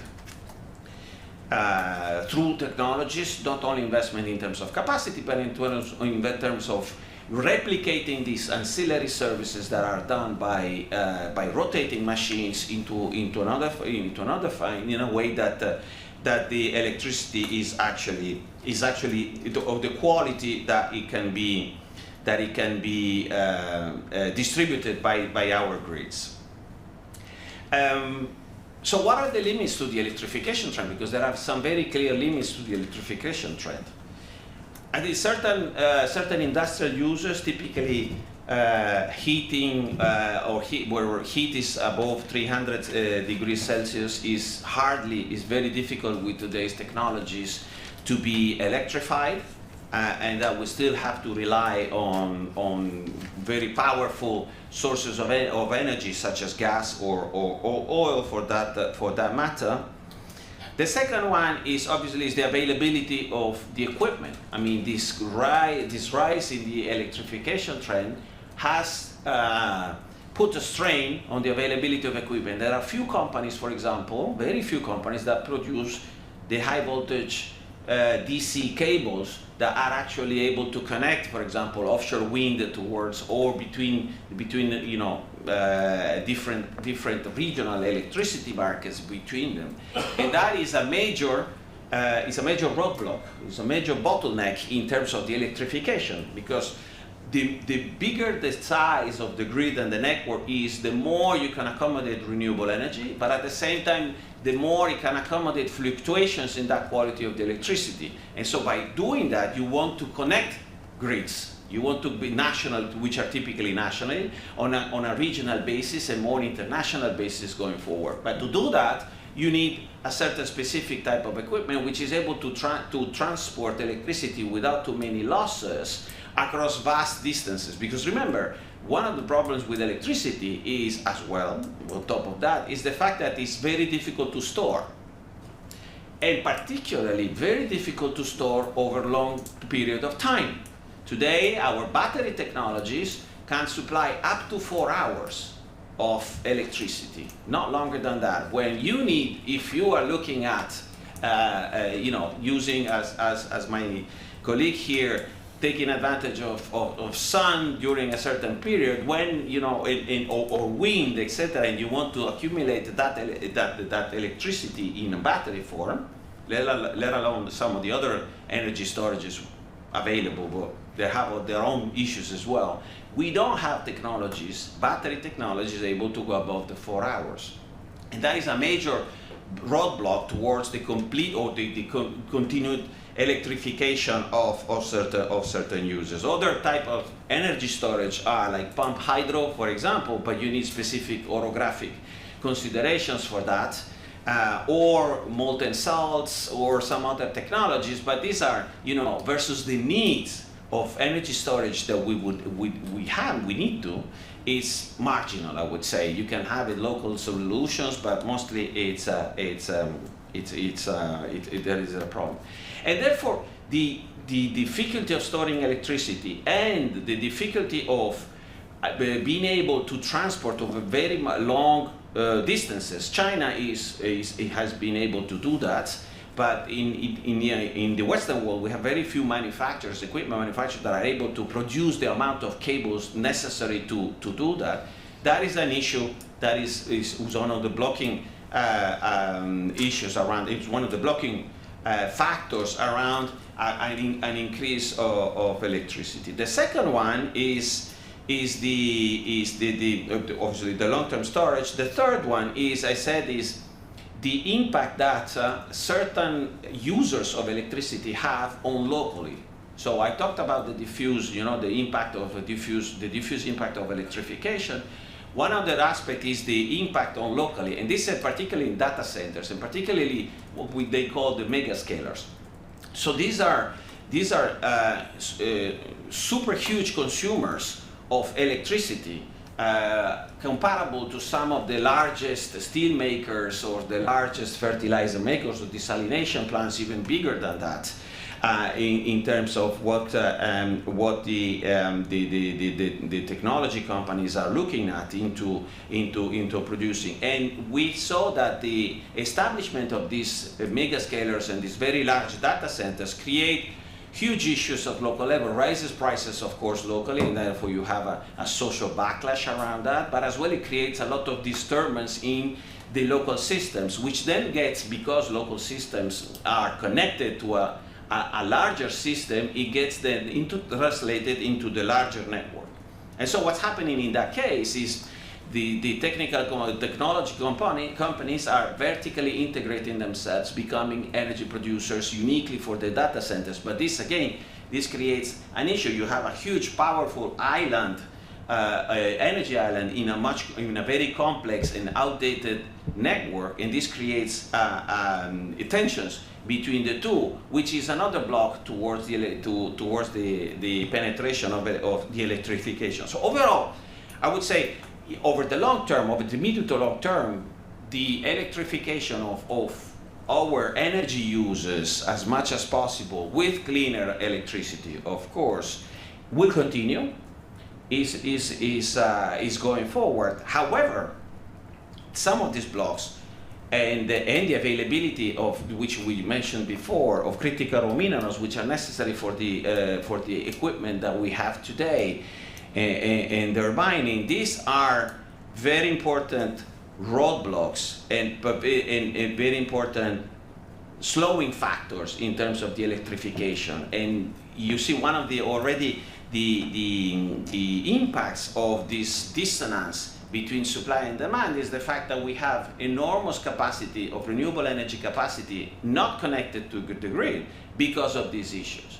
They've been built, they've been, they're there, but they cannot feed, they cannot be used. You have huge curtailment as well of the existing renewable energy infrastructure, which is connected, that one, because the system is not able to cope with when you have the sun and the wind at the maximum midday, for example. The system is not able to cope with that, and therefore what you need, you go to curtailment. And curtailment has becoming a very important, very serious issue, particularly in Europe, in certain countries. Up to 20% of that capacity is wasted because of curtailment issues. And so you see the electrification trend, which on paper, and we all want to happen, because if it's done with cleaner electricity, is a much better solution than the current situation, creates a number of issues and a number of problems that we need to that needs to be tackled. And not only the size, but as well as the speed of that electrification, as I mentioned before, it certainly drives as well as it has to be taken into consideration how feasible and how quickly can we continue the electrification beyond certain thresholds, which in certain countries which have already been achieved. Particularly, I'm thinking about Spain, for example, on some countries like that. We already possibly at the maximum potential of electrification of energy demand with the current technologies, unless we find some of these, we eliminate some of these bottlenecks, in particular, as a long-term storage, the availability of critical raw minerals, investments into the ancillary services, provided in the ancillary service in a digital way, and more general, in more capacity for transmission and distribution. And I'd be happy to answer any question. Thank you. Merci, Dario. Thank you so much. Very interesting. Yes? Two quick questions. First, the decrease in demand in electricity in France. Do you account that the main factor is the fact that we're very much nuclear generated, so that the sort of evolution you were describing does not apply in our country? Or is there other countries where we can see that sort of decrease in demand? Second question, how do you take into account the possibilities of technological evolution in data centers? I mean, a large part of the strategy today is based on the idea that data centers will require enormous quantities of electricity in the years to come. Maybe the efficiency, the way they're conceived and built, may change drastically, not taking into account the possibility of DNA storage of information. Yeah, thank you. Both excellent questions. So the decrease in demand in France, I would say it's we need to look into the numbers more specifically, but I would tend to say that is the consequence of the disindustrialization of the French economy and the export of certain industry, particularly the energy-intensive industries outside of this is the general trend in Europe, and so you can see. Although that trend is changing, I mean the overall trend is changing, the overall demand for electricity is growing. And as you know, some of the more recent policies that the French government is enacting is towards raising the use of electricity, for example in heating, which and taking advantage of the large nuclear power footprint that France has, which is, as we just heard, is insulating it from what's going on in the Hormuz Strait. My view is that it's across many countries that electricity demand is growing. In the United States, for example, it's been flat for 20, 30 years, and now it's growing at single digit, but it's growing very, very, very dramatically in certain areas of the United States, particularly driving by the establishment of these large data centers is actually growing double digits, which is creating the issues that we say. Ireland is another example where a lot of data centers are being established. There is already 20% of the electricity demand in Ireland is only for the data center. And so to your second question, you're absolutely right. That's a question that we were discussing with Nicolas at lunchtime. In fact, my question was, typically if you see any technology starts with any you take trains, you take the steam engine, you take computers, you take anything, it always starts with a very high energy intensity, a very high energy use at the beginning. And then over time, as the technology becomes more efficient and costs are driven down of the equipment, and the energy cost becomes percentually more important, and therefore you have innovations towards lowering that energy demand. And I would expect that to happen as well in the data centers, and particularly then you have to distinguish between data centers and IEA data centers dedicated to IEA, because they have different consumption patterns and different impacts on the electricity demand. However, I would expect, if history is of any help, that demand will probably be contained. However, that needs as well to be compensated with what is the need in terms of computing power that you expect. Because even if you achieve energy savings, but that computing power needs are growing exponentially, then your overall energy demand will continue growing. What's the likelihood of some sort of a bubble today on that? I think even, you've seen what the technology companies are doing. They are they're integrating themselves and acquiring, becoming energy companies. And they've made different technology choices. Some of them are, they reopened 3 Mile Island. Some of them are betting on small modular reactors. Most of them are building gas plants, not with that because they think it's the quickest, but in reality, no, with the availability of turbines, which is about up to 5 years waiting time. Some of the others are investing heavily in renewable energy. And so what they see what I interpreted from their acts is that they see that energy need right now, short term, crucial, and it's crucial for them. It's crucial, and the availability, 100% of that energy is crucial for where they want to do. The fact that we might find ourselves with stranded assets, A, I don't think it's a financial issue for these companies, and B, maybe there is a second-hand market for other users, and I mentioned cooling and heating, and so probably the economic calculus that they do is sharply in favor of having their own energy. I think the value for Meta or for Google or for Anthropic of 1 second of a blackout versus the value of 1 second of blackout, for me, it's the order of a millionth of magnitude. Please, you first, you then, and then, yeah. So just quickly, thank you for the good presentation. Can you maybe just expand on the transmission gap and maybe some suggestions, particularly for Europe? How can you overcome that and bring the investments needed? So the investment in transmission, so what you see, you need At the same time, you need cross-border transmission and you need domestic transmission, okay? Germany, for example, you have a lot of renewable energy production in the north versus the high electricity users in the south. They haven't built the transmission lines across Germany because of the NIMBY, not in my backyard, phenomenon. And so that is so very, very clear.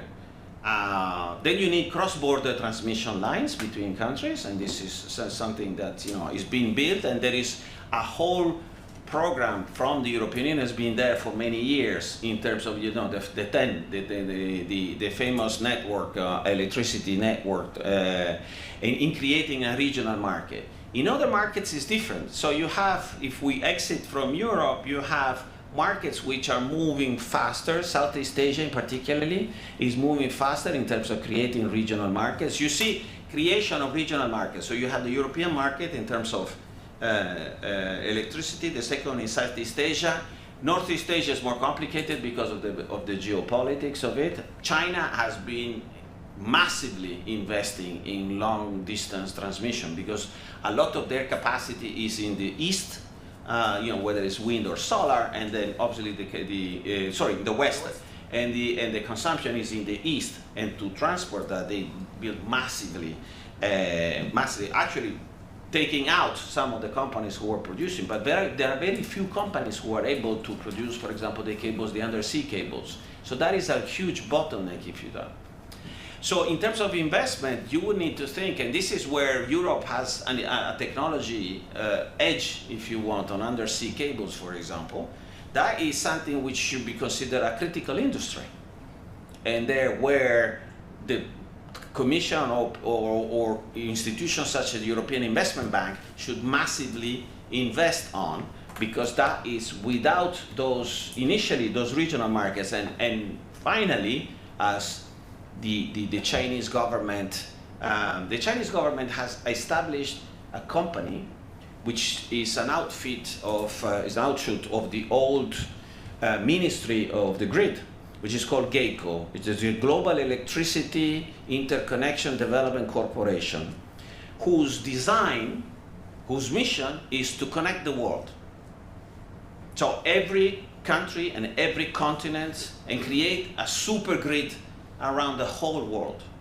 And so they go and they sell Chinese technologies in Africa, they sell in Southeast Asia, in Asia, etc. And then in Latin America, and then the idea to connect all of them and create a global electricity market.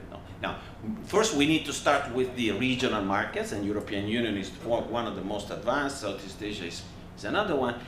Some of the others are growing, but the necessity to create such a connection, like highways, basically electricity highways, is massive. And there the issue is availability of critical minerals. Copper, for example. How much copper do you need to create such a network? Massive amounts, incredible amounts of copper. And you can use aluminum, but it's not as good as copper in electricity transmission. So then you have other issues. And then copper today is, when you extract 1 ton of copper, 0.5%, 1 ton of rock, 0.5% is copper. So where is this copper going to come? We are only recycling 40% of it. So there are limitations to that, but it's a sector that needs massive investments. Thank you, Dario. Please, sir. You mentioned, of course, 3 Mile Islands. As you know, the data center needs to connect very quickly to the grid because of the potential obsolescence of their chips. So one of their solutions, and again you alluded to, would be to have of-the-matter connections. So obviously nuclear, power plant, gas, and combination.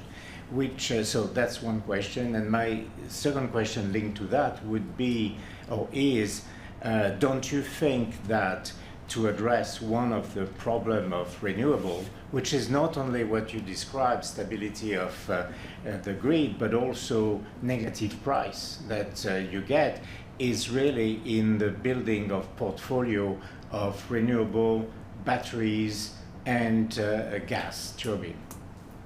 Thank you.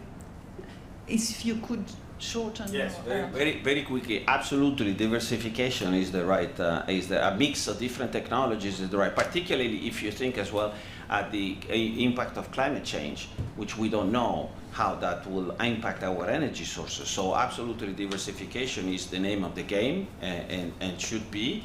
And you are absolutely right. And when it comes to, that's what they're doing. They want to take themselves out of the grid and to ensure that they have 100% electricity. But this obviously is, creates another set of issues. Was it fast enough? Yes. Olivier. Short question. You didn't refer to cyber security, and I think that it's an increasing concern due to the dissemination of many equipments everywhere. I recommend you the book Blackout from Ellsberg, which is based on a cyber attack on one company in Germany and one company in Italy, and he describes how deep is the impact for the day-to-day life. Okay. I think also it's not in Spain, apparently it was not a cyber attack, but in Poland on the 29th of December it was a cyber attack clearly, and I would like to focus on the issue on inverters. There are inverters in every equipment of renewable energy, of transmission, and 70% of the market of inverters is controlled by China, and around half of it by Huawei. And the US discovered a malware in an equipment of Huawei recently. What do you consider of this challenge of cybersecurity? Quickly. No, thank you, Olivier, for raising that point. You are absolutely right. It's a crucial point, particularly because with the proliferation of entry points into the grid, that creates huge issues. Because the weakest, the cybersecurity level of your network is as strong as your weakest link. And the link, as you mentioned, are many of them, millions of them, and so that is you're absolutely right. And I had to try to concur. It's very huge issue, but you're absolutely right. The cybersecurity issue is a big issue and will be a super huge. We actually know very little of what's going on because most of the cyber attacks are not reported by companies or by governments. They actually are. We are underreported. Nicolas, and just very quickly on your question, Olivier, it's again about externalities, because the problem is that the Huawei inverters are way cheaper than anything you can get in Europe. And so we're saying, okay, we're going to continue promoting those inverters. The reality is indeed that we are taking a risk that will cost us much more than the price differential that we are currently saving. Yeah. Thank you. Christophe, now you have the floor. Thank you very much. Is it working? Okay, so I'm going to take a step aside from the current energy crisis, and which has been discussed right now, and focus on the question of the supply of critical raw materials and more generally metals, which are quite necessary for the energy transition. So first, let me remind you that you have here on this picture the current greenhouse gases emissions related to the production of electricity by the different power procedures. So you see, and you know very well, that coal and natural gas are highly concentrated in carbon dioxide emissions and represents roughly 55% of the current electricity worldwide. And therefore, the energy transition aims to develop PV and windmills and nuclear electricity in order to decrease the greenhouse gases emissions. But if you compare on the same slides the metals intensity of each of these production mean, you see that you have more or less a reverse picture. I mean that the less carbon dioxide emissions, the higher the metals intensity, the only exception being the nuclear energy. And therefore you understand very well that we have a very critical issue to deal with, which is to know how we are going to supply all of these critical raw materials in order to ensure the energy transition. So just to give a few figures, so I just take 4 metals, but the list is much longer. What you see on this figure is the last prediction from the International Energy Agency. So you see the anticipated need by 2040 by comparison to 2023 for copper, lithium, nickel, and rare earths. And you see that you have a very significant increase ranging from 150% for copper up to roughly 900% for lithium. And the green part of the bars directly represent what is going to be used for the energy transition. So that you see that for some of the elements like lithium, most of the use is going to be the energy transitions. And therefore you understand very well that if we do not succeed to supply and provide these metals, we will not succeed to ensure the energy transition in due time. So let's just going to take one example, and it has been already discussed a few minutes ago, which is copper. It's very interesting metals because it's more or less used in any electric usage. So what you see on this figure here is anticipated need for copper for the current decade up to 2030. Once again taken from the International Energy Agency reports. And you see the red and orange curves on the left figure, which correspond to the anticipated need, so a very significant regular increase up to 25 million tons per year. And you have, by comparison on the same slide, the anticipated production by the current mines in operation or in project. And you see that you have a clear discrepancy which appear at the end of this decade. And we can wonder whether it is linked to the lack of reserve or is it due to difficulty to produce in due time.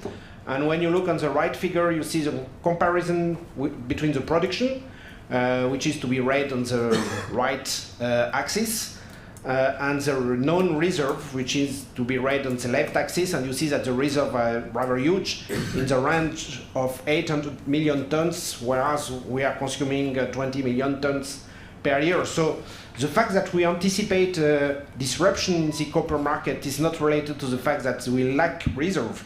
It's directly related to the fact that it's more and more difficult to get to market this material because the ore is less concentrated, it's deeper, there is strong social oppositions, complex regulations, and so on. And last but not least, it's a huge investment when you want to develop and open new mines. And it's difficult to take the decision of such an investment, considering first the high volatility of the prices. You have here the evolution of the copper prices in the last 50 years, which led to a reduction of investment in exploration, and due also to the fact that the time needed to develop a mine is very large. In average, at the world scale, it's 17 years. So you have to take a decision to put billions on the table for a production that's going to occur, let's say, in 20 years from now, without any clear indication about what's going to be the need, what's going to be the price. And you can understand that many investors prefer to go elsewhere. So in this situation, France and Europe lost a very significant part of our mineral sovereignty. We are representing right now 6% of the overall global mining output, so very far away from the range of Europe in terms of population, surface industry, GDP, or whatever else you want, and only 3% of the world investment in exploration of our subsurface. You have here a very clear picture of all the known projects in 2021, as far as I remember, and I made a very specific focus on Western Europe. I think the picture is very clear on the fact that we are very completely out of the game, I would say, and I should correct the figure. We have one project in France right now. The president was there 2 days ago. So it leads to a situation which is very well known. You have here the origin of the materials we are consuming in Europe. So you see that it's coming from many different countries on different continents, but you have a very strong player in the room, which is China for sure. And you see the long list on the right of all the materials we are providing in China, with, for some of them, 100% of our supplies, which is coming from China. So this situation laid for sure for is a very significant risk concerning our economy, industry, and sovereignty. So the place of China in these value chains is very interesting to take a few seconds on. It's not only related to the supply of Europe, but it's a global place on the overall value chains worldwide. You see the place of China for many minerals on the left. And what is quite interesting is to see where it comes from. So on the figure on the right, you see the main contributors for the reserve in different minerals, so lithium, nickel, cobalt, graphite, copper, and rare earths. The place of this country, of the different countries for the extraction step, and the place of the different countries for the processing steps. And for sure, China is in red.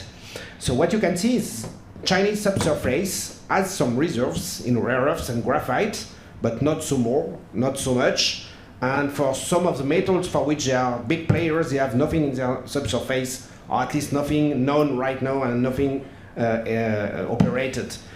But if you compare to the processing step, you have a huge difference, which clearly describes the fact that the current situation is the results of a long investment of China in developing the refining activity, the refining industry in their countries, and therefore taking the monopoly in many of the value chains worldwide right now, which has a strong consequences. It means that China need to feed their refining plants, their industry, and so it's one of the role of the Belt and Road Initiative, which is the Chinese diplomacy or diplomatic strategy, and you have here the place of the metals in the Belt and Road Initiative, which is in blue, surprisingly.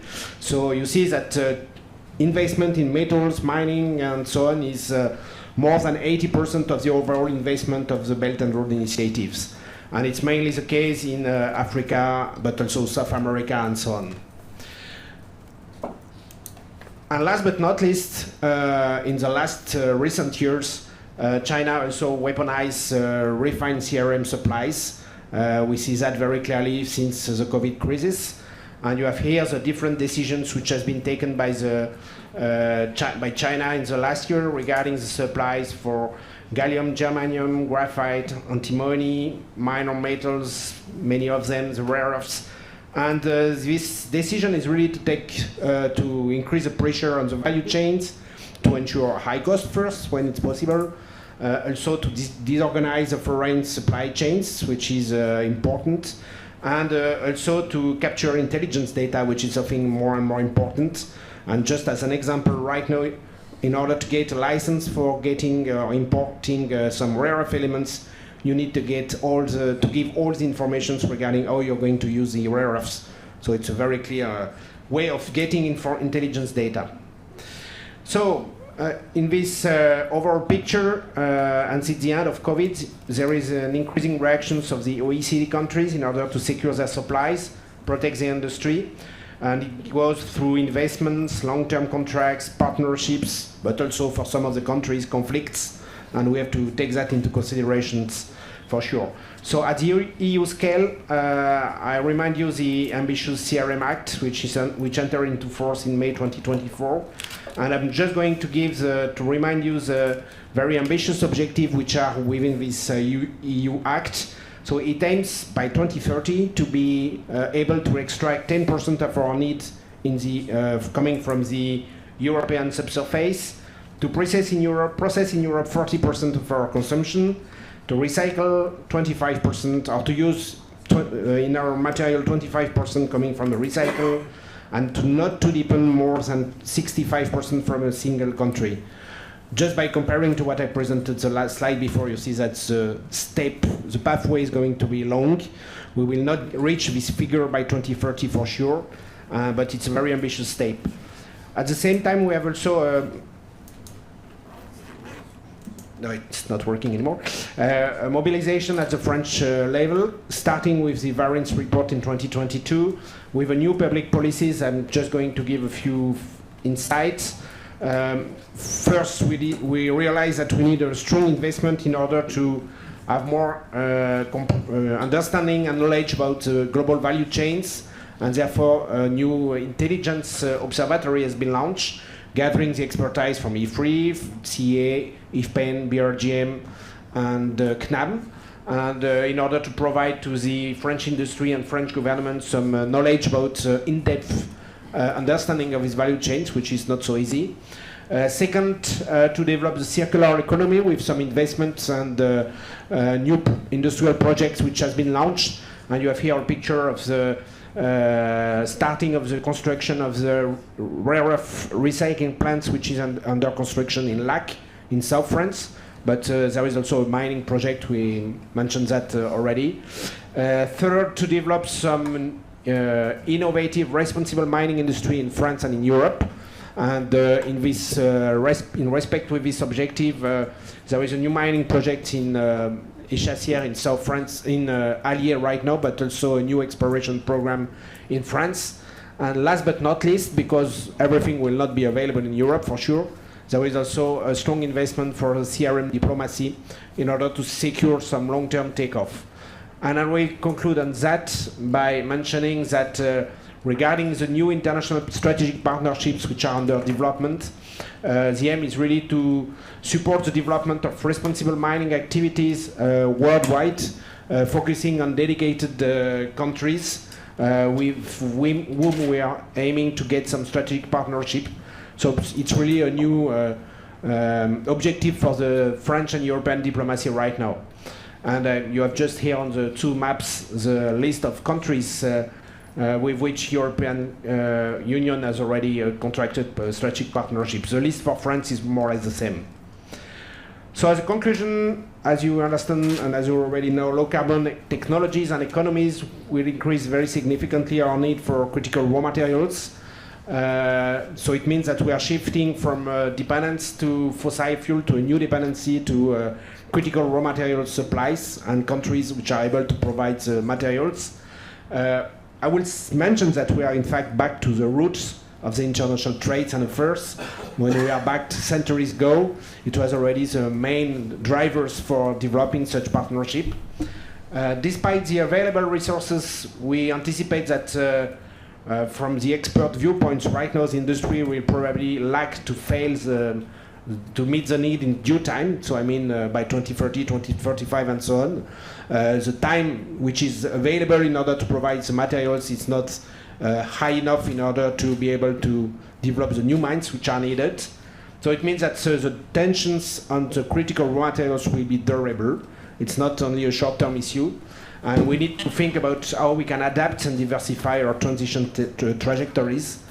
And last but not least, the dominant position of China and our dependence to the importations create a very important systemic risk to our economy, to our industry, and to our sovereignty. And we need to take that into account. And I thank you very much for your attention. Thank you. Very interesting presentation. In order to, I will pass you the floor. Then we have Nicolas. Second Nicolas, and then we will wrap up. We started late, so we have 2 hours, 30 minutes, so we have time. So please. So thank you very much for your presentation, which was very interesting. I have a concern regarding your first slide, which gives the impression that gas and coal are emitting the same thing when it comes to produce electricity. So I would like to correct that.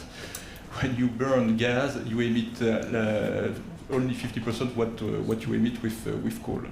At the end of the day. So out of the 30, if you want figures, out of the 39 gigatons of CO2 that are emitting by the energy system, you have 14 coming from the electricity system, 2/3 coming from coal. If you were to switch from coal to gas, you will save 5 to 6 gigatons. So just your first slide was I will check the number, but I agree that gas is much favorable than coal. Yeah, for sure. Okay, thank you. And second thing, which is very interesting, is that you point out that at the end of the day, China has a monopoly on the processing of metals, which is the key element for them to have this dominance. This is not, the process is known. The only thing is that for environmental reasons, we have decided to let these processes go to China. Is there any will or political will to I would say, repatriate this kind of activity, which would somehow give more independence at the end of the day? Yes, I will take one example, which is well-known one, which is the rare earth. So just maybe let me remind you that rare earth processing up to 80s was mainly in La Rochelle in France. Roughly 60 or 2/3 of the global market was provided by this plant, which was operated by a French company. We decided at that time to let everything go to China for the reasons which has already been explained earlier. So economic reason, social reason, and so on. So everything right now is in China, and we are trying to repatriate whatever we can. By chance, we still have the competence, because separating the rare earth, which is not so easy, is exactly the same issue as separating the nuclear materials. So we do that every day in the French plant. And so there is right now a project for restarting the La Rochelle plant for the lighter rare earth. And there is a new plant under construction in Lac for the heavy rare earth. And there is also a project for creating a next step in the value chain, which is the metallization of the rare earth and the manufacturing of the permanent magnet. So we can anticipate that in, let's say by 2030, we should be able to manufacture some magnets in Europe and in France. But it's not the end of the story, because at the end, you need, after that, you need to convince the French end user, like automobile, for instance, that they should be ready to buy French magnet, which is a bit more expensive than the Chinese one. And this is part of the problem right now. Thank you. Now, Nicolas, you have the floor.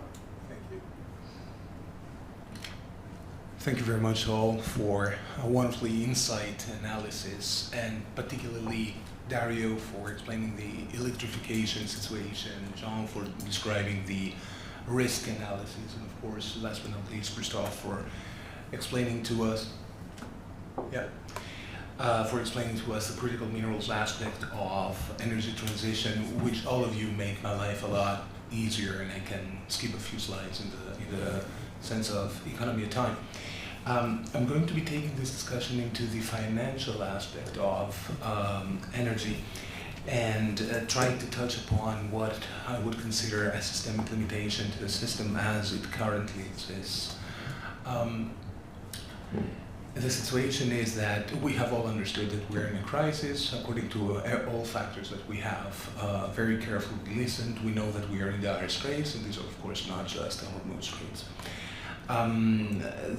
The issue with our current systems are practically that we lack the systemic ability to verify in real time how energy and necessary resources are produced, transformed, and allocated. Being able to do that in real time would... raise my voice. Oh, okay, sorry. Yeah, sorry. Is that better? Yeah. No, great. So what we're trying to explain here is that the current systems have grown accustomed, or actually we have grown accustomed to view crisis under a familiar lens. We view a situation that we identify as a crisis, and at the same time we're practically treating the systems that we rely upon as largely intact. Literally in need of calibration, but this assumption definitely deserves to be challenged, and as we all see, there's no better place to start than the energy systems. As we have seen,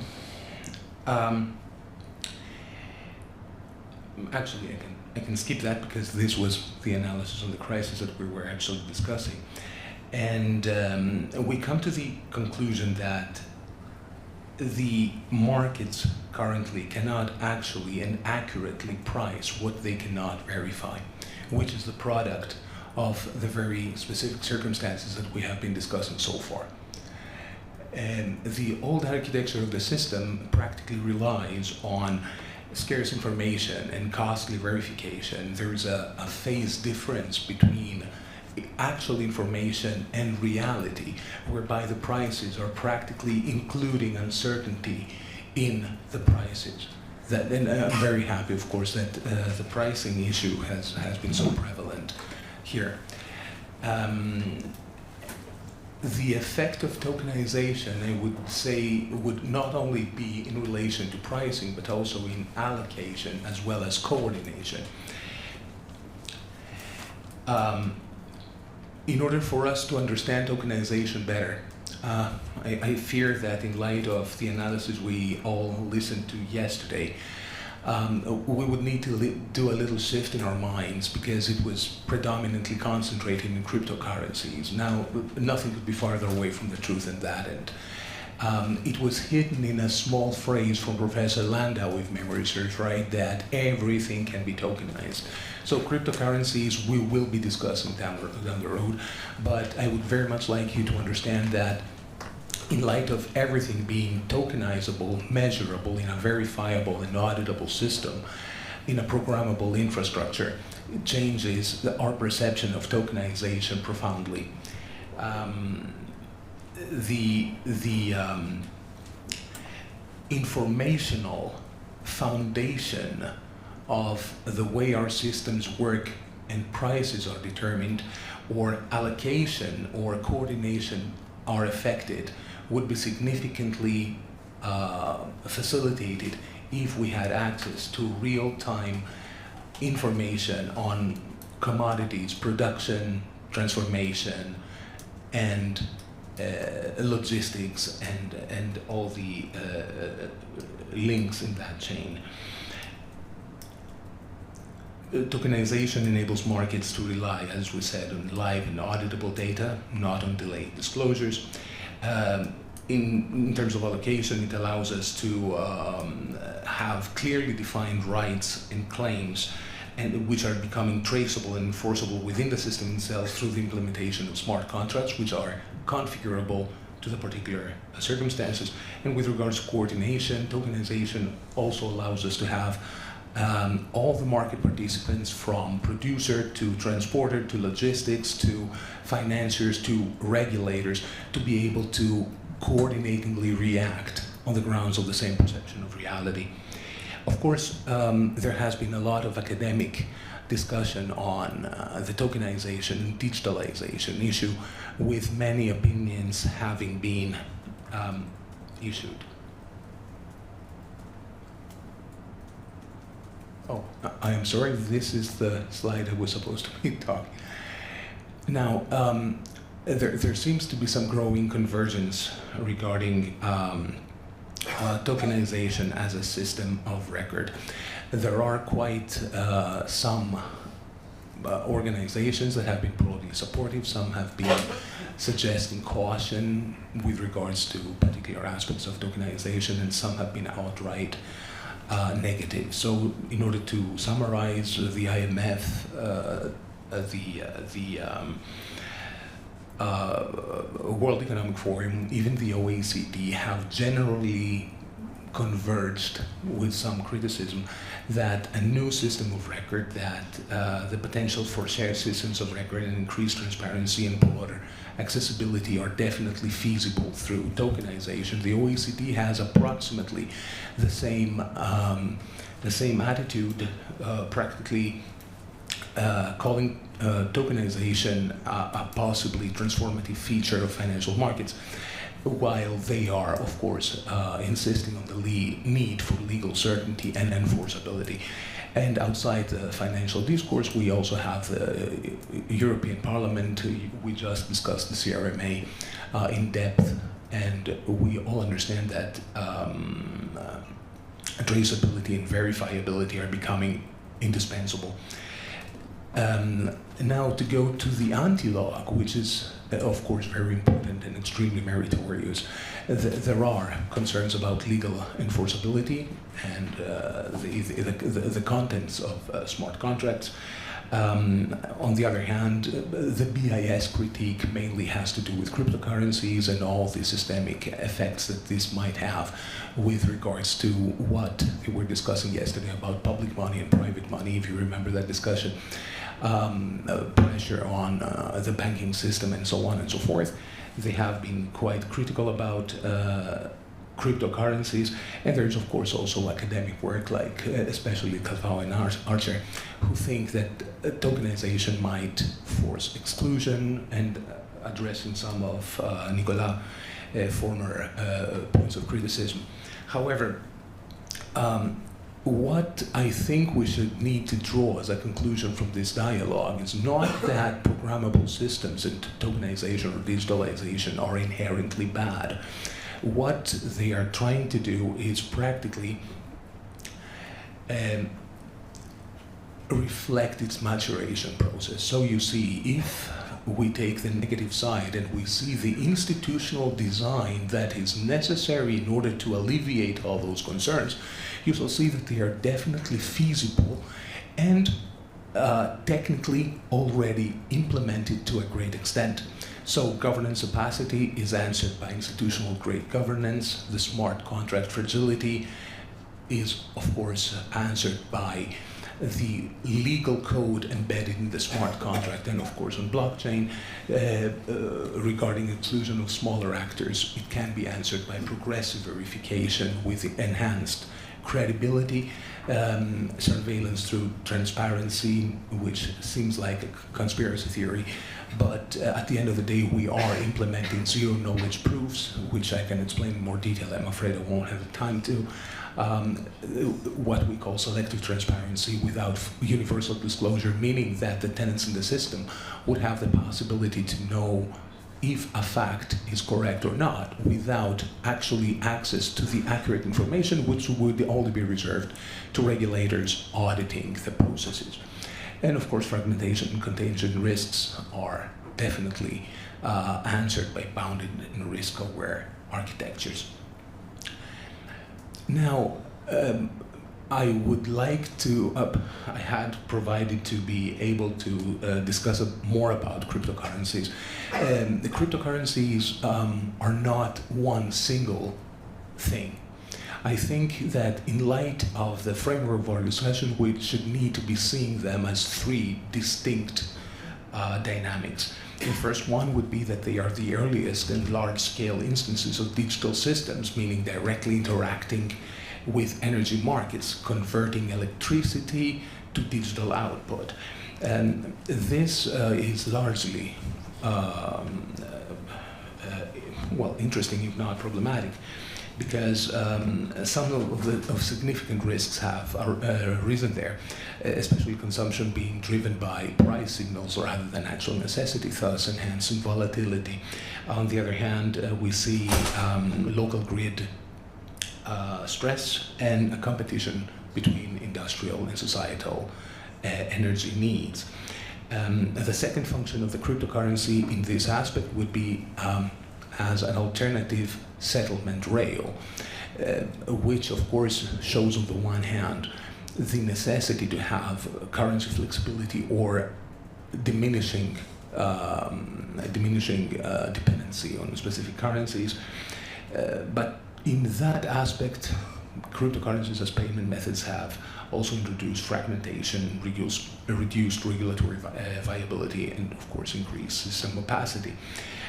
But in my humble opinion, the most important aspect that we can keep right now from the cryptocurrency as a phenomenon would be that they are an early yet imperfect form of programmable and electronic systems. So I think they could function as a proof of concept and demonstrating the possibility of distributed verification in blockchain, real-time coordination at the same time, and embedding of rules within execution itself. All that comes down to potential and risk at the same time. So cryptocurrencies, we can definitely say they are not inherently bad, and we need to keep the lesson that they serve as a proof of concept. However, in order for them to properly function, they would need embedded oversight as their operational infrastructure.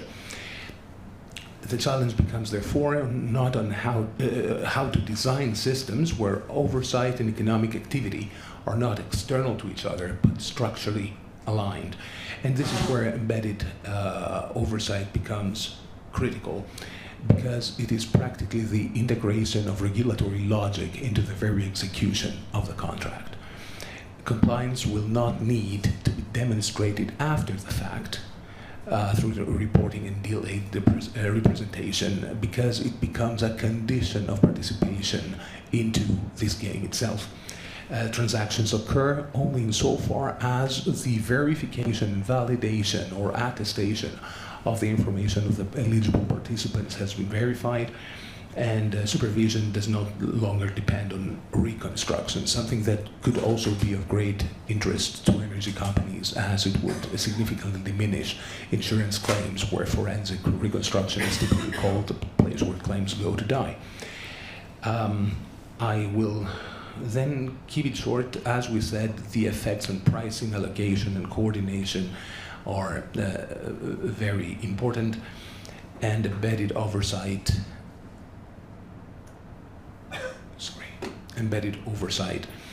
is, as said, the regulatory integration.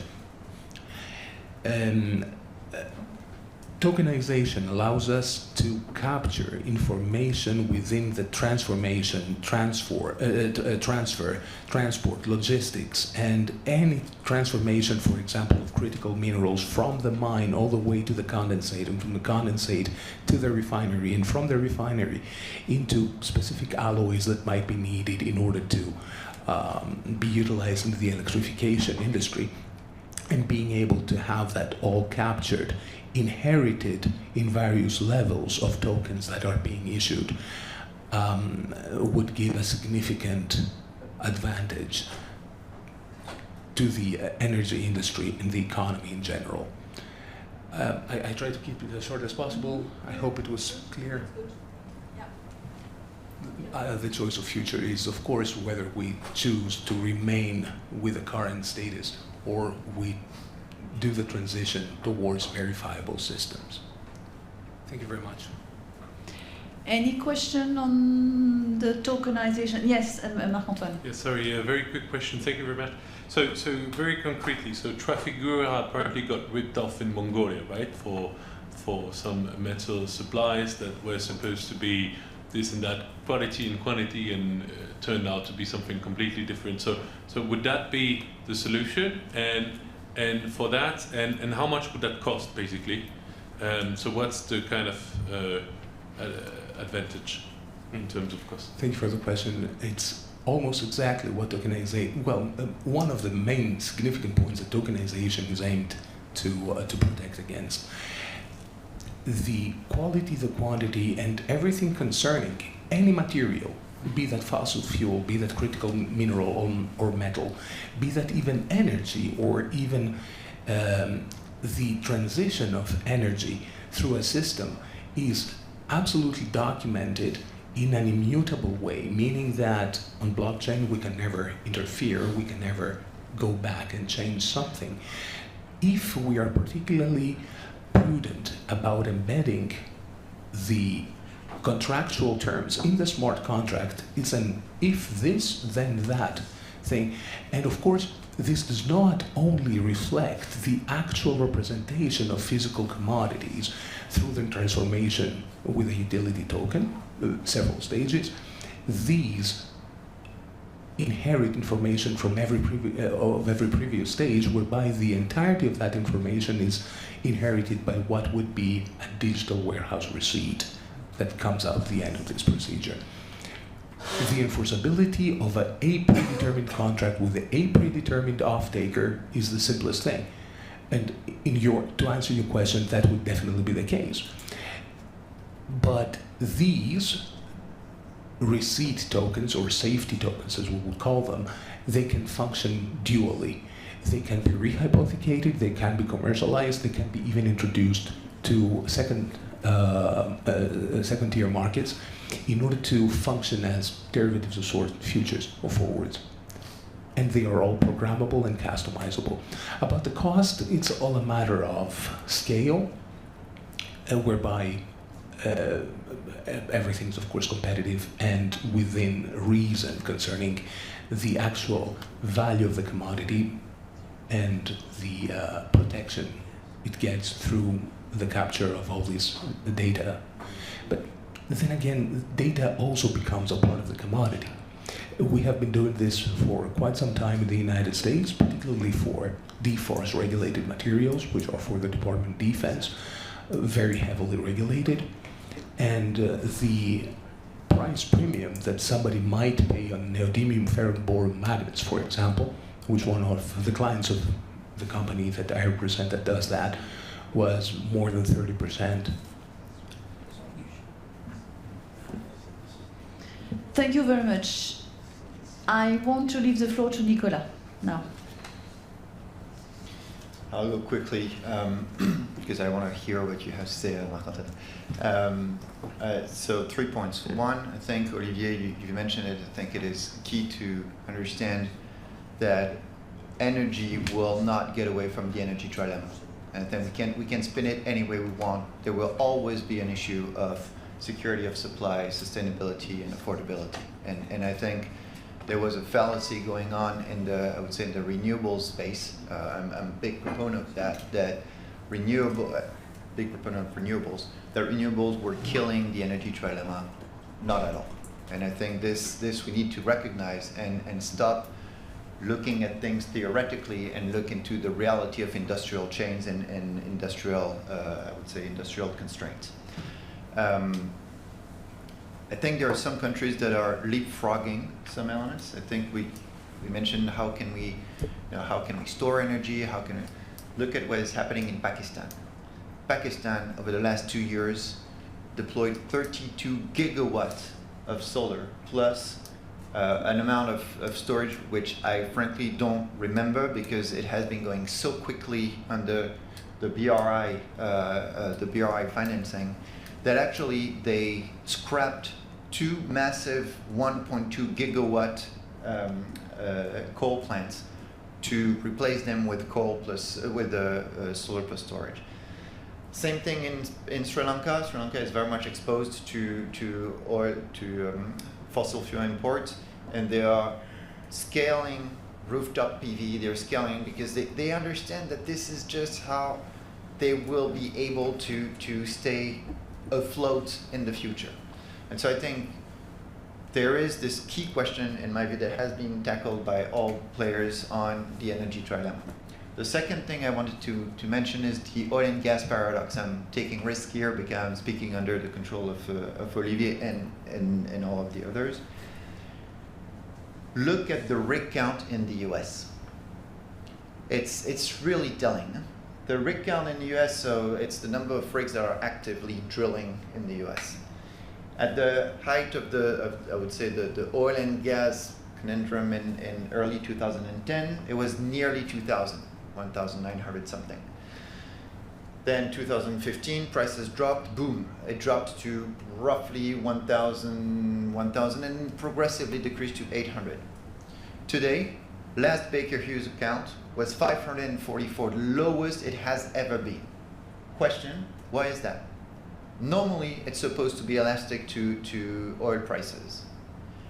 One of the reasons, I think, but again, one of the reasons is the perspective that is being given on oil and gas is not the one that was 10 years ago. And I think one of the very core elements is actually electrification. If China had not electrified or was not in the electrifying trend that it is on transportation, 11 million vehicles last year out of 34 million that have been sold. One of the analysis was that it's a 0.5 million barrels per day impact on reduction of oil consumption. That may seem little, but it's still 0.5% of global demand. And so I think this we need to understand that there is this lack of.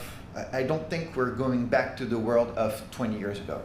No, I don't think oil and gas will be the dominant feature. You've mentioned it. You said electricity was going to be. But I think we need to understand that this will have impacts on prices and volatility because we will have supply shocks at some point. Because if we're not drilling, and I don't think we should be drilling that much, but if we're not drilling, at some point there will be constraints. And so we're going to see the effects on prices. Another element, just maybe on the issue of gas, on the back end, 67% of the back end of the gas coming out of the back end basin is actually associated gas. On the Permian, I think it's roughly 50%, 47% or something, and that's up 10% from last year.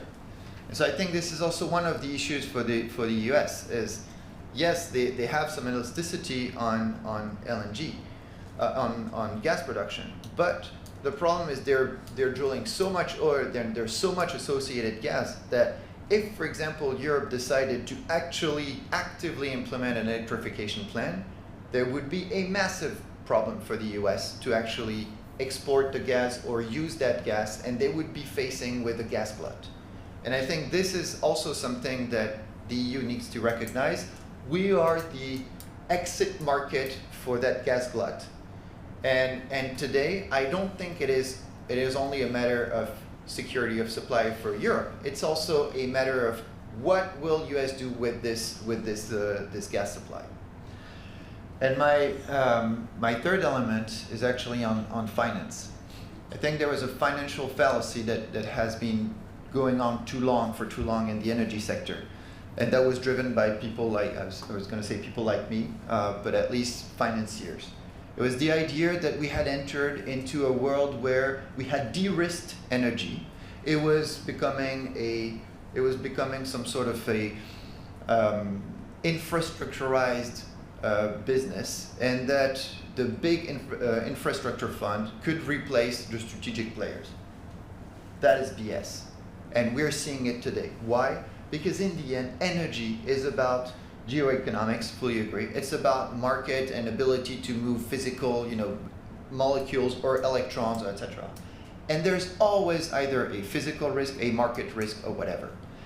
And so I think that we're also stepping away from this view that renewables and everything was just a financial product backed by government support, and that you could put very, very high leverage. That's over. We're going to have to place energy, we're going to have to optimize energy, and this is going back where people who actually know the energy business are going to be the ones in charge. And I'll end on my conclusion just on one element. I think, Dario, to your point on electrification, we need to be aware of what is happening in China. The energy transition is not about replacing oil and gas with renewables. The energy transition is actually a continuum from electrification of production and decentralization and both decentralization and cost efficiency of electricity production. Electrification through automatization and a different pattern of consumption. One element, and I'll finish with that. The IEA showed its perspectives on electricity consumption in China between 2024 and 2027. 2024, 9,000 terawatt hours. Just for recollection, Europe is consuming 2,500 terawatt hours per year. So China is already largely more than three times Europe's consumption. Between 24 and 27, the IEA considers that it will add 2,000 terawatt hours of electricity consumption, so 80% of Europe's electricity consumption. Now, when you look at the breakdown, AI, 200 terawatt hours, 10%. It's significant, but it's not what is moving the needle. Transportation, 400 terawatt hours. Okay, starts to be 20%. Industry, 800 terawatt hours. And this is where I think we are missing the point. If we don't electrify, we will lose the competitiveness battle. We're always talking about competitiveness in Europe. If we miss that view on industry, and this is why I think we should be very careful about saying, oh, we need to get security for our gas through LNG. Of course, it is part of the solution. I absolutely agree. But the driving factor should be electrification. If we fail to electrify in Europe, we will become just a passive market where we still manage to consume because we still are a bit rich, and then we're going to get poorer and poorer.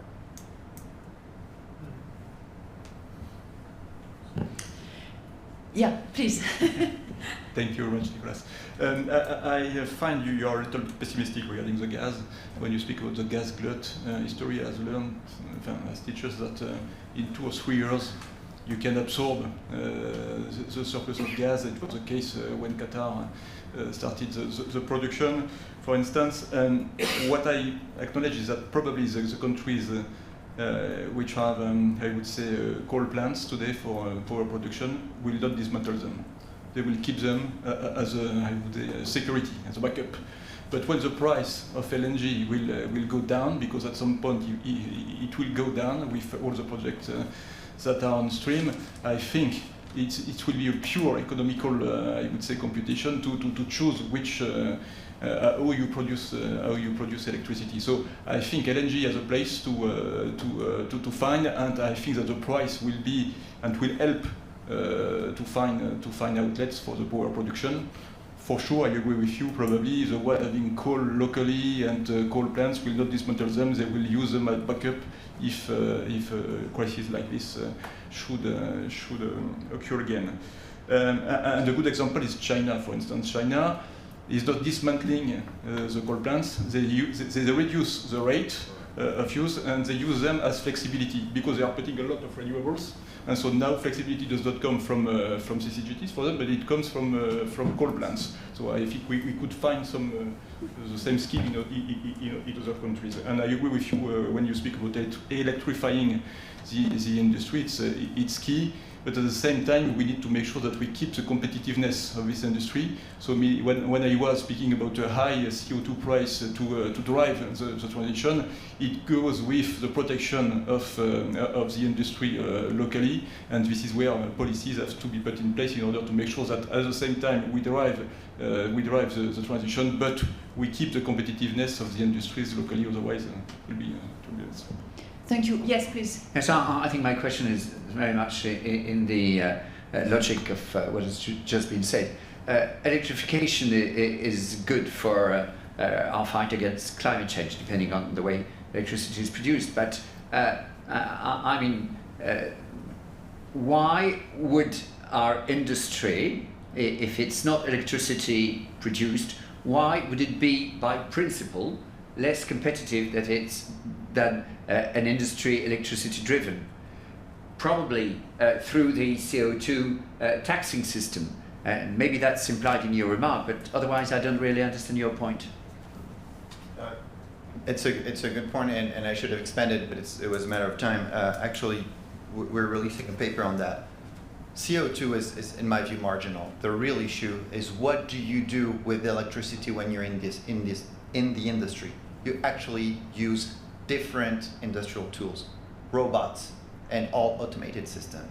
And we need to understand that when you are using thermal energy, you're using mechanical energy, you're using an energy that has a lot of, it seems like a detail, but it's not when you're in this industry. You have lags, you have buffers, etc., which are losses and loss of efficiency. When you use electricity, you use actuators, you use power electronics, etc., and you're actually much more efficient than a thermal, mechanical-based industrial system. This is exactly what the Chinese are doing. If you use electricity, you can use robots. I'm going to give you one example. The last DES Solar project, DES Solar plant, so a PV plant of 3 gigawatt, 17 people. It's a dark plant. There is no electricity, no heating. Everything is done by robots.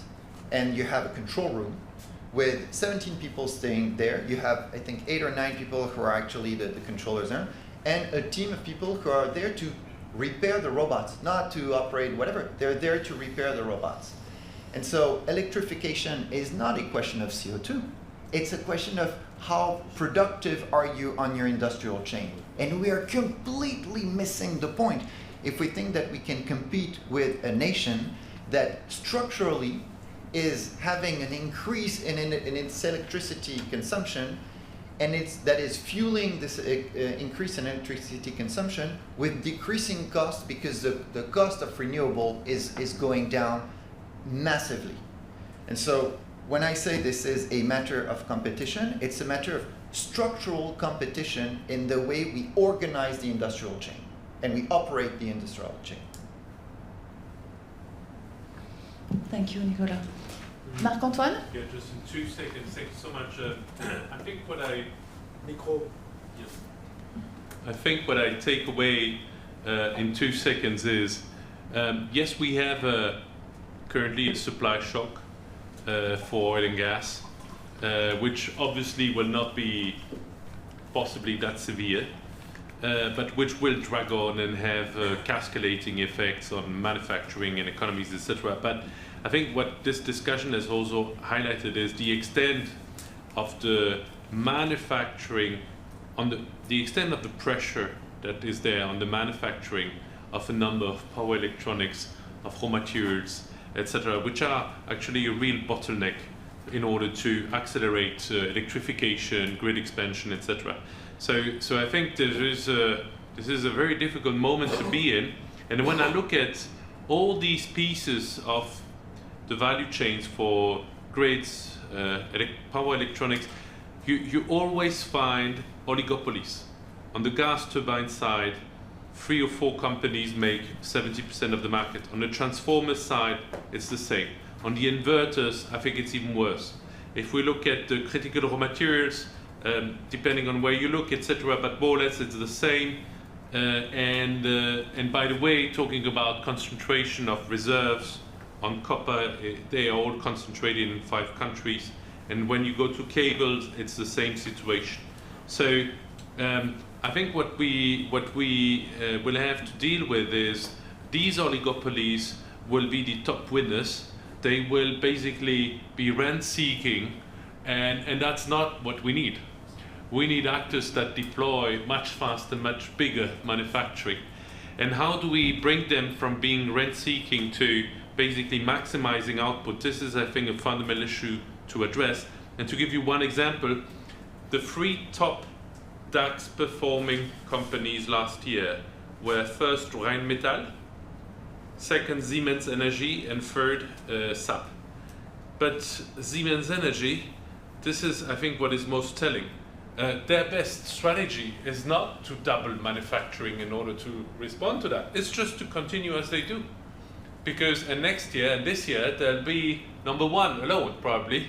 And I think that's a huge problem. And the second point I just wanted to mention, perhaps here, because we haven't really directly talked about that. I mean, the number of oil rigs in the US that is going down, but at the same time they produce at record level. What it shows is how innovative this industry has been. Wow. And now we have a change that after 10 years, the solar plus stationary battery component, with the innovation and the cost decreases and the scale, I mean, now we have a cost falling down, and this can be deployed massively. Now, my biggest concern for the world going on is really the electrofuels. I mean, all these low carbon molecules that we will need, I do not see yet that we will be able to be on a trajectory like that. I mean, the costs are still too high, right? And when you say we need a high carbon price to do that, I'm afraid nobody can afford that. So the problem is, how are we going to get this innovation done, right? And then my question, Olivier, to you, but in general is, I mean, are we focusing enough on innovation and R&D and the scale up? Probably not. But I think this is definitely where we need to go. And the Chinese might be doing it, and we see it on fusion, we see it on nuclear. It's very impressive. We've seen it on the transformation and the refinery of raw materials, maybe now on hydrogen. But clearly on carbon capture and storage to bring down these costs, and on the electrofuels, the electromolecules that we will need. Here, we shouldn't miss that boat, I think, because this is going to be essential. Well, I'll stop here. Thank you so much. No, but electrofuels, that's a good question, but I think it's way too early because it's way too expensive for the time being. If you look at the example of the SAF, Sustainable Aviation Fuel, it's when you produce it through co-processing, it's twice the price of jet. When you have I would say, brownfield refinery which is refurbished to do that, it's 3 times. When you go to alcohol to jet, it's 5 times the price of jet, and when you go to eSAF, it's 10 to 12 times. So why should we start spending that much money in technologies which are so expensive, while at the same time we are not developing the capacities for the SAF, for instance, and we are not developing the capacity for the SAF because the mandates are not clear, because people are not willing to pay for that fuel. So I think we need a policy. We need a policy which somehow encourage and support the investment. When you do an investment, like we did for Grand Puy, for instance, which is converted to produce SAF, you take a bet on decades. And at the same time, when the mandates are, let's say, 1% or 2% for ages, it's not a profitable investment at the end of the day. So it's profitable for nobody. And so I think the policy is not meeting the objectives at the end of the day. And what's needed is to support the industry to develop the capacities so that we can deliver and use these fuels. Any other comment, final comment or question to who you want? No? Just a small information. I just read that the meeting in Pakistan between US and Iran has been cancelled. So we get closer to the 1st of July. All right. Thank you, Jean. Thank you so much. It was a fascinating discussion. Thank you very much. We could spend hours and hours to discuss energy issues. Just for you to know that there will be a cocktail at the terrace at 7, and then the gala dinner. Thank you very much. Enjoy your evening.